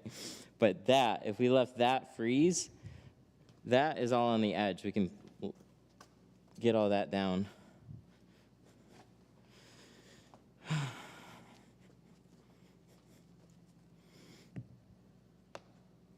Yeah, we'll fix that. This is just butt up against the panel.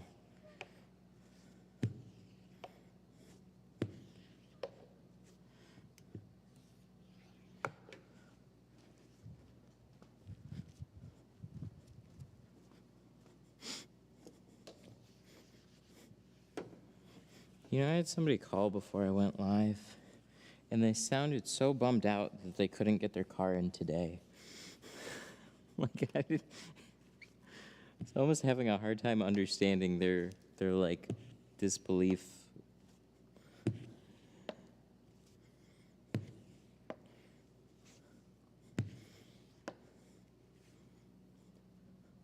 Hey, what time are you guys open till today? Till like 5, but I'm booked up today. What?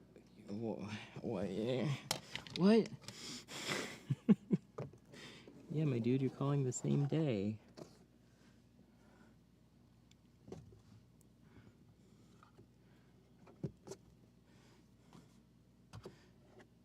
Here's your pat on the back for doing this car. That was so nice, thank you.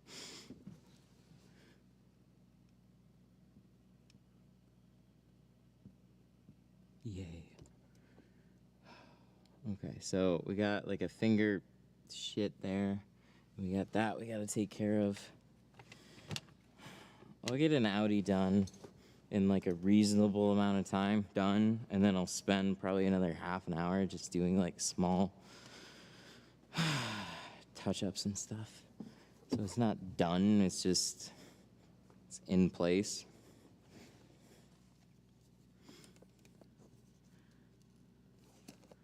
Ooh, that is tight. What the heck?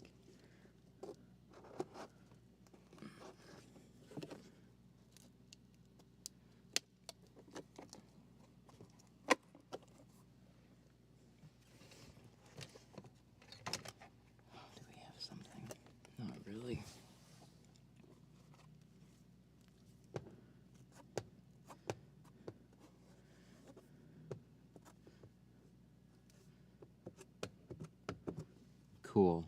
It was pinching really hard here. Yo, quick question, boss. What's up, man?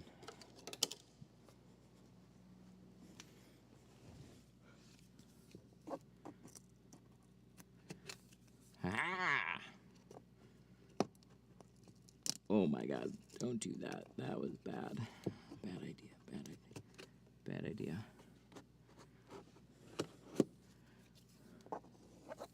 Nice, we got it. Holy shit, that pinches so hard here. Why? Because you're an Audi and you're dumb.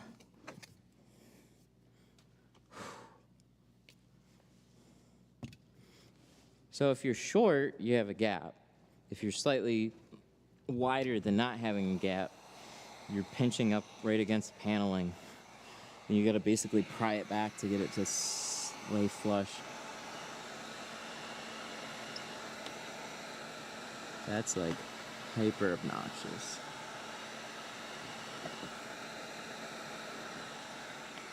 Don't change, Audi. Don't change.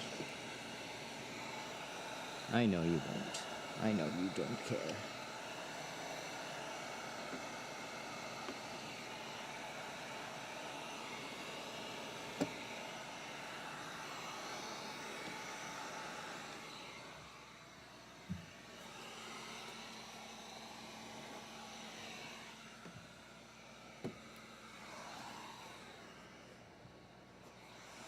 It's in my first window after watching your videos.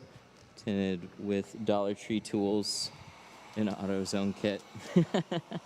Hey, as long as you got it. You don't need anything fancy. Fancy stuff just helps.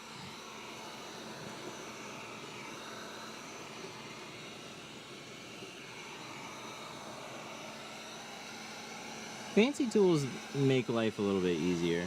That's what fancy tools are there for. You know, like you have a different, what's it called? You have like a different, I don't know, like there's just better made ratchets and shit like that. Same thing with window tinting. There's smoother squeegees. And better angled stuff to make my life a little bit easier. Doesn't mean it's gonna make the perfect job, but it helps.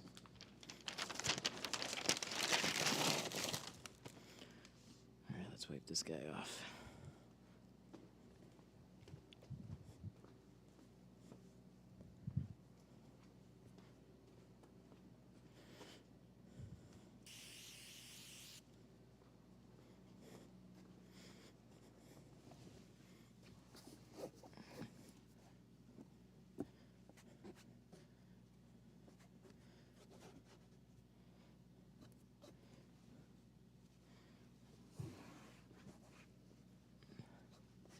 Twenty 2020 Expedition. Believe it's 73% ceramic tint for the entire windows. Your estimated guess on price coming to ceramic tint. So I have a 70%. If you're asking like how much to install 70% all the way around in ceramic, the answer on the Expedition, because it's a little jumbo, is $700 for everything with the windshield. Do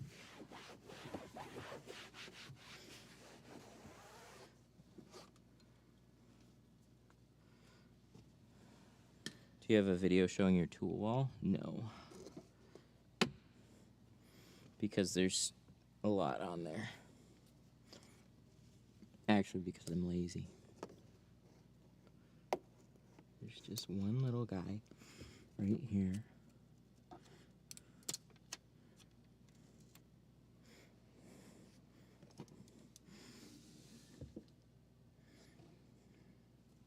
Where is it? There it is. There's like an eyelash thing here.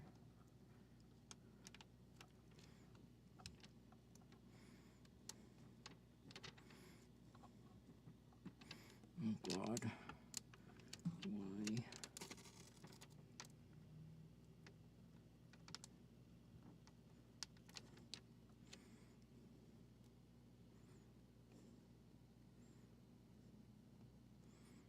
Oh, did we get it?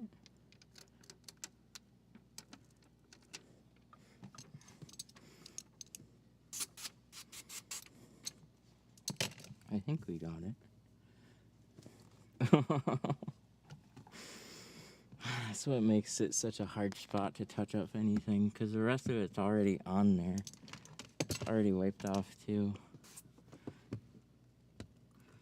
Oh, I hate that. Ooh, we did get it.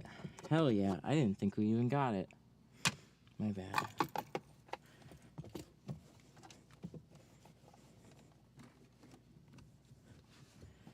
That is why we only want to do one of these one time.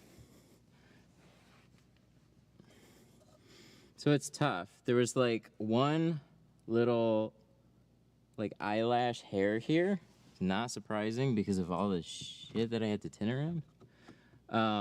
But the amount of stuff that I have to try and pull back just to get there and then try and flush out that spot, that is what can make everything super annoying.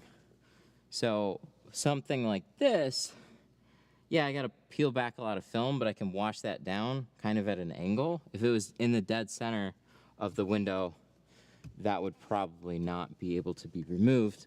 And then I have to just redo the entire thing. So where little things are in a windshield will really change up if you can save it or not. But trying to take out like one big spot usually is worth it as long as it isn't too difficult to get to. You can flush out the tint, keep things clean, and fix it up.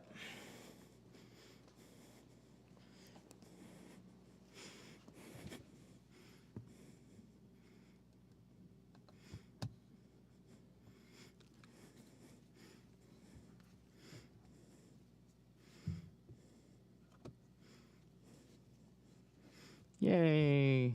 There we go. Looking good. Finally. Now I can breathe.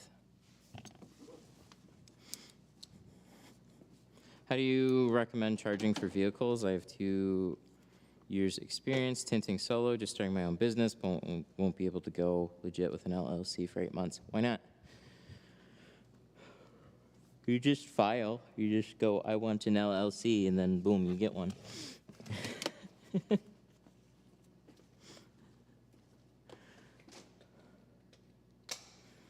Do I charge the same as my competitors? That's usually a pretty good place to start.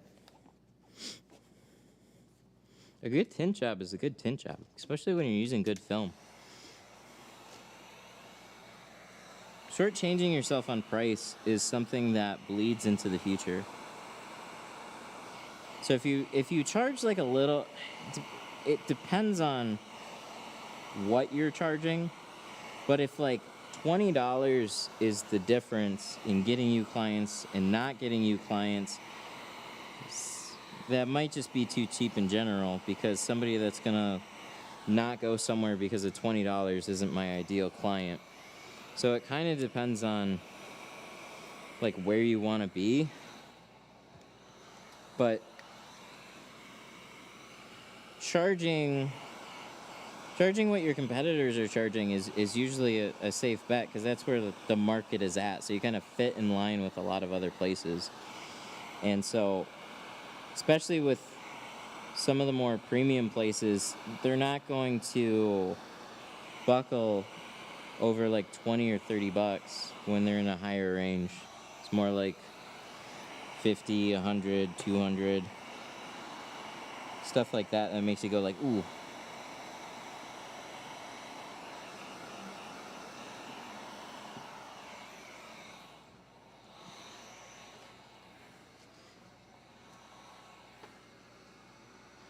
Income within a household has to be under a certain amount before it affects the people I live with. Oh, that's an interesting answer. Well, most people that bring their cars to you, all of them, are not really going to know if you're an actual LLC business or not.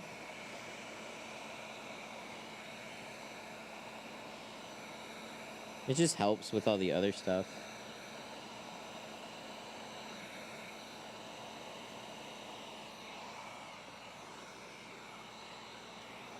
So I don't know too much about that.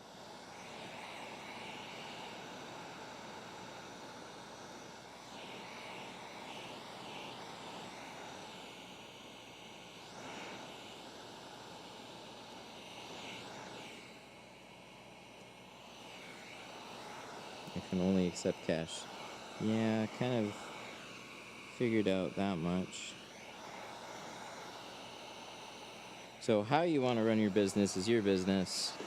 What you should charge, you know, it's whatever you can get people at. So starting around where your competition is usually a pretty safe bet in trying to build any type of client base, unless you're attracting them another way. Because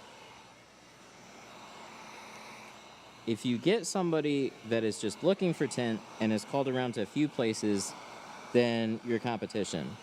If you're getting people that have never had tint before and are just calling you because they like your business, that's a whole different type of person.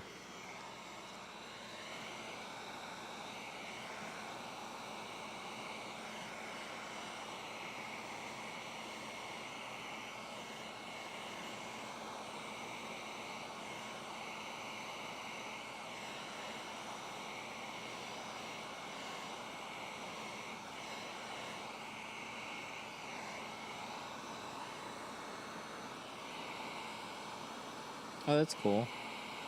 Waiting for an LLC takes forever. I would just try and do your best to ignore it, and then just keep doing you, and then it'll pop up. I'd pretend that, like, it's not some magic, like, it feels like a magical day, but nothing realistically changes. It's not like, oh, I can get listed on maps, or I'll get way more clients because I'm an LLC. It's like you just registered with the government is all you did.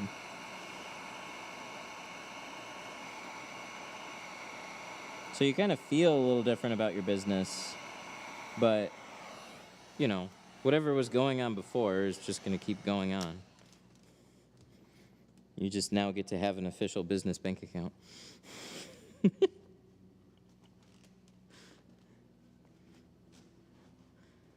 Cool. Well, I'd say this looks pretty dang good. Like I said, though, the edges being so tight, there's just always a lot of little touch-ups. Can market yourself more? Not exactly. I mean, so when I first started tinting at the home garage, I didn't have an LLC. I was just tinting cars, and nobody knew. Like, it didn't, I don't know, it didn't seem to matter. I was still listed on maps. I was still, you know, doing everything, accepting payments and whatever else. It just creates separation between, like, your personal assets and your business bank account, and then you can pay yourself differently. So I feel like you can actually mark yourself. So yeah, it doesn't really have any meaningful impact on physical presence or anything. Like, if you want to do some sort of like BBB certification or whatever, then like that's all feel good stuff that might help.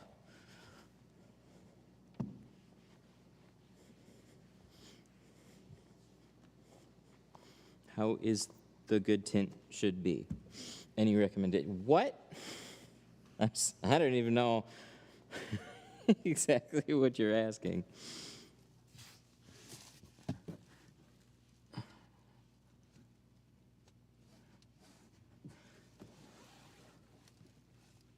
That's true. But who wants to, like, sue you like that? That's a thing.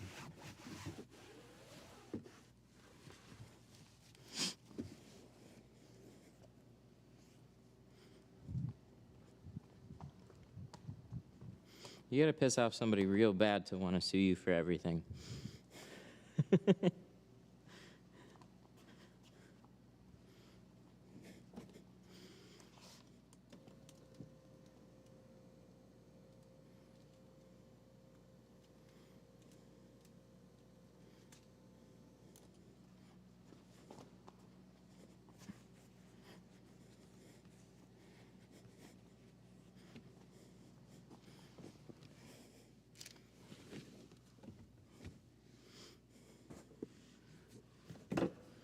How do you advertise without an LLC or registered business? Literally the same way that you. Oh my God! Did I really do that? That's the middle one. They are the same size. Oh damn! Now I gotta go get the thing to help take it off. What time is it? 4:48. Canon. Hello, Tint Studio. How can I help you? Good, how are you?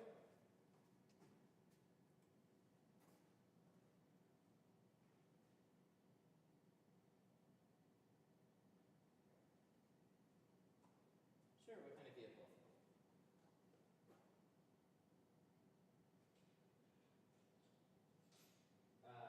For 2019 Honda what?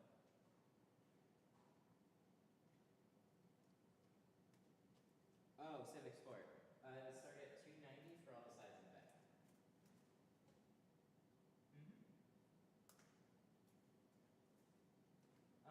That job would probably take about 3 hours.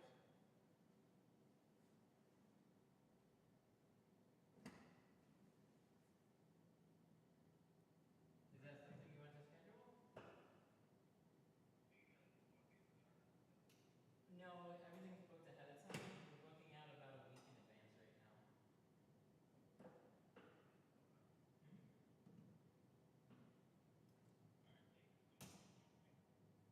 My name's Matt. Okay, have a good one.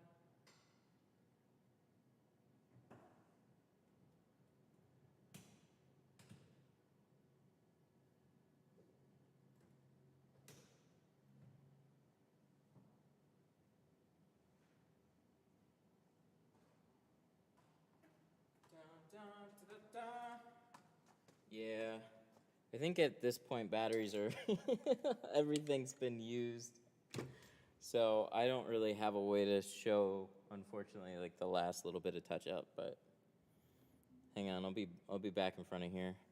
Sorry, there's too much bouncing back and forth at this point. Both the batteries are completely dead, so I don't have a third one that's on standby. Why do top edges stay darker than the rest of the window over time? Because they're buried up in the top of the seal. They don't get any sun exposure. So what you see has gotten a bunch of sun exposure, and that's when you can really tell is shitty tint or not, because all that is going to sun fade. That's dotted edges, anything that's behind somewhere else that's blocking UV. UV will rip through film over time, but that's usually because they have really bad UV inhibitors and stuff. It's just cheap. I did my first 2 official cars, made over 400. They were really happy, thanks to you. Hell yeah, dude, that's awesome. Congrats, man.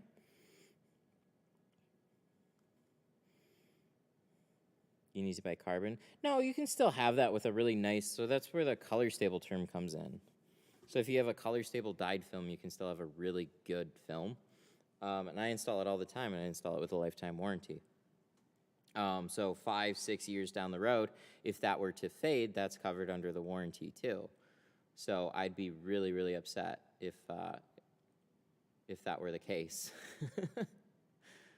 So, but carbon is a more stable element for window tint. So, but if you have like a color stable dyed film and you have a carbon film, and both of them have a lifetime warranty, like, I mean, you're still protecting them in the same way. But then you get 50% heat rejection with carbon, because that's kind of like a natural property of carbon, is it blocks out the IR, but only so much. It's when you get ceramic and block out even more.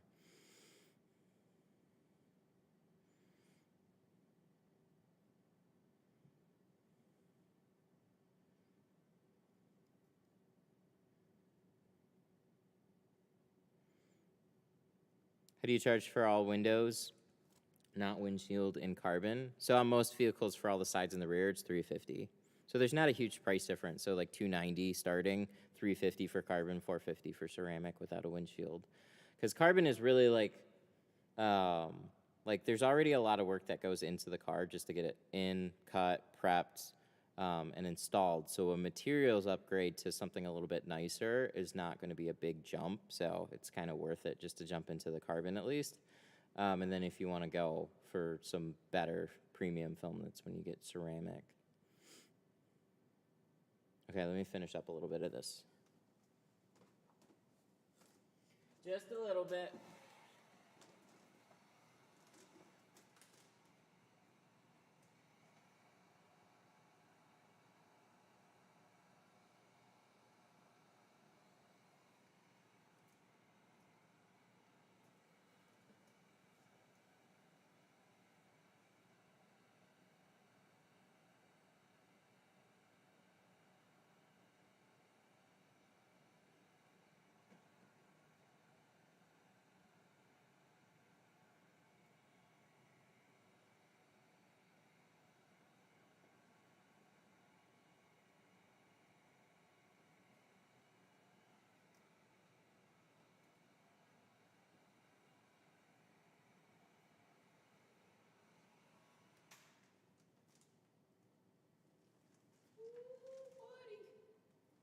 I can still hear you guys, by the way, too.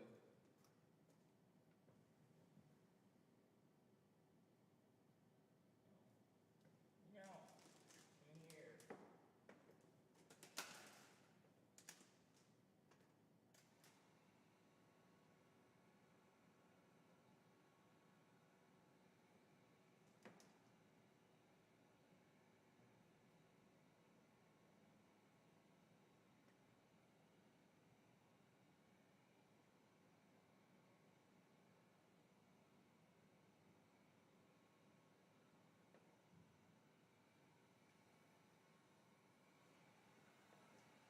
That's nice.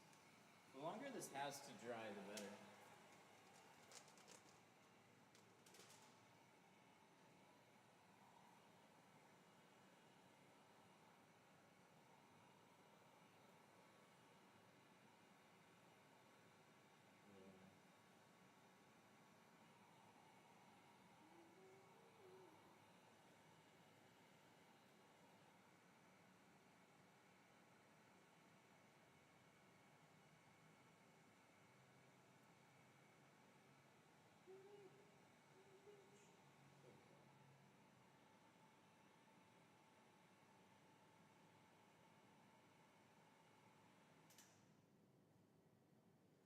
Good. All right.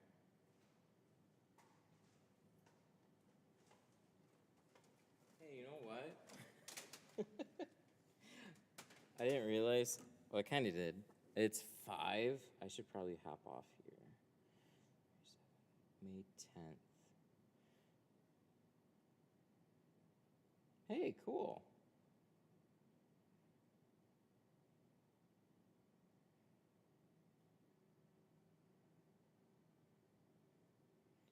That's cool. So we get a 10 o'clock for May 10th. Look at that. See? He left a deposit. Do you have a recommendation for an affordable but still good quality film to carry? I don't want to get something cheap, but I also don't want to carry a more affordable option.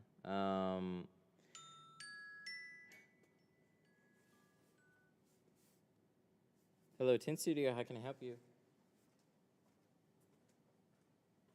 Hello?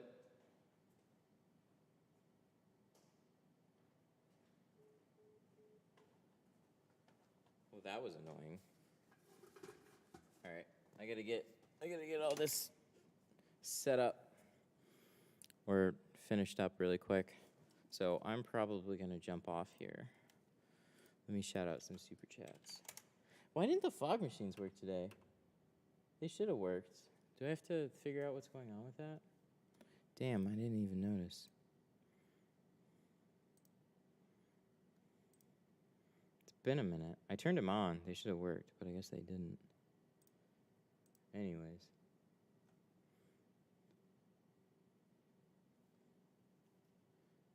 you charge sales tax? Yes.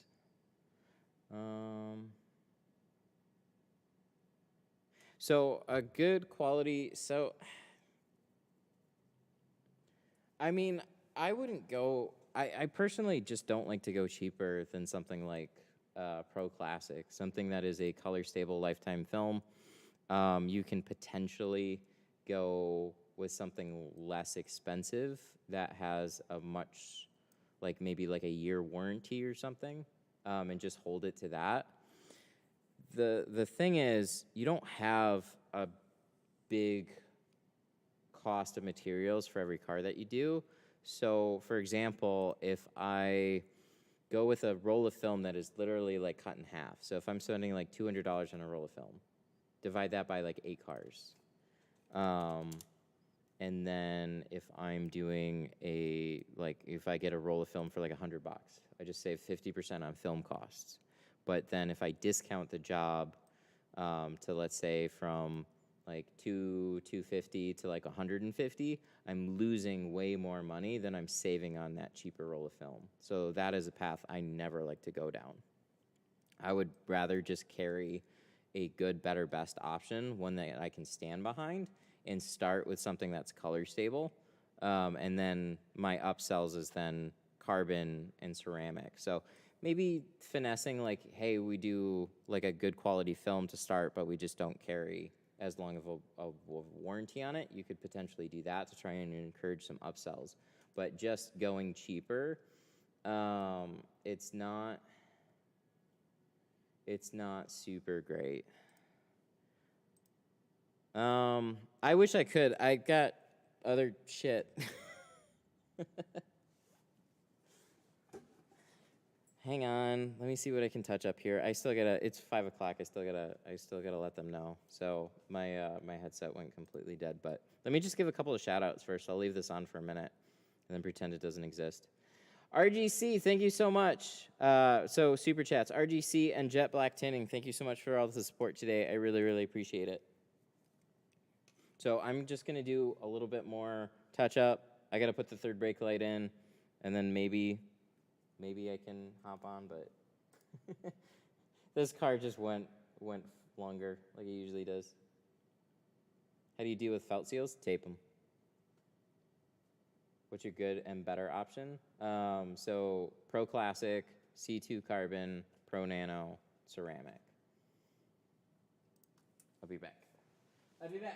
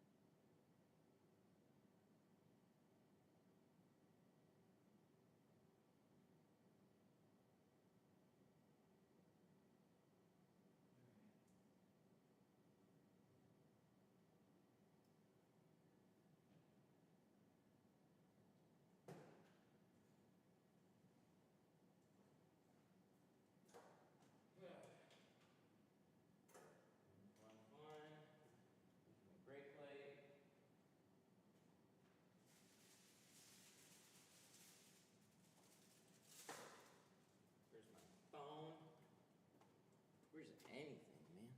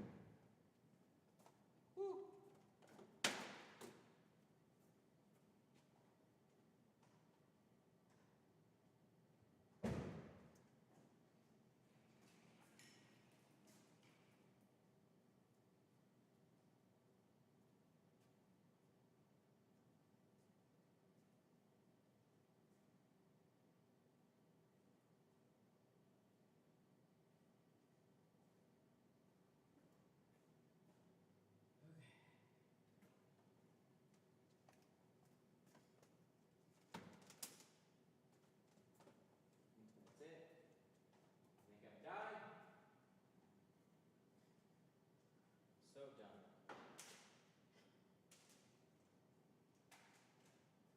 Not done making mistakes.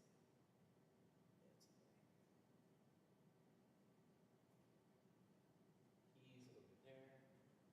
Keys over there. Good. Let's double check, make sure everything works.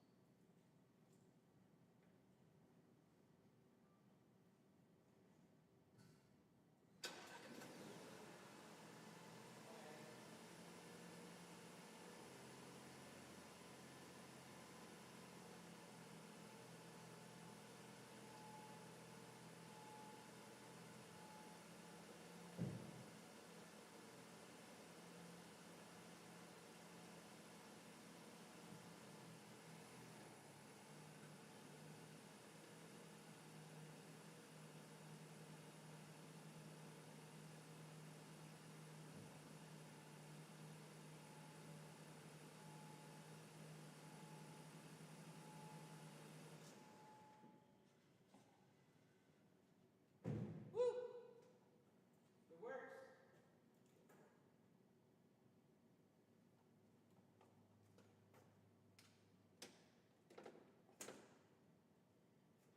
All right.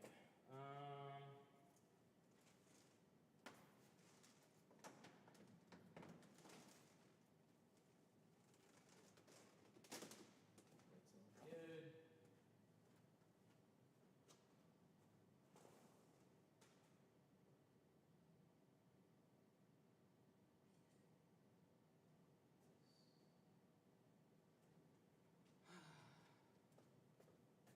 Oh my gosh. All right. Just had all that little touch up at the end and then make sure that it actually works. So I got to give them a call, let them know it is all set. Let me get a handle on that. What's today? Today's the 3rd.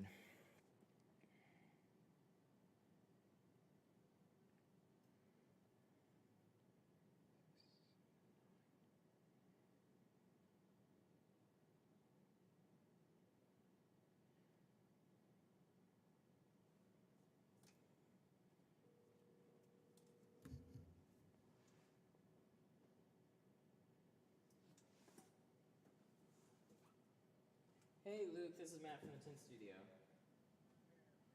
Good, it's all set. Took a little bit longer to finish, but everything turned out nice. Oh, okay, perfect. I'll see you in a minute. All right, bye. Cool. Alrighty. Well, they're here. I'm gonna pull this outside then. Actually, I just gotta get off. I gotta just hop off here. Alrighty, guys. Sorry, I thought I was gonna have more time at the end. I did not. I am just kind of scrambling right now. So it's at the end of the day. With the windshield, it definitely took a little while longer than I don't know. It's an Audi. So thank you guys for tuning in. I appreciate you. I will see you, I think, tomorrow. I don't know. We got another one on the books. We got everything lined up for the rest of the week. So I'll be live here and there this week for sure. More videos, more goodness. They're inviting you to join us this time. I know, so I'll try and hop on if I can, but I got to hop off here right now, so. Alrighty. Sorry about that, but that's just how it goes. They're here now, so I got to go say hello. Alrighty. Bye, guys.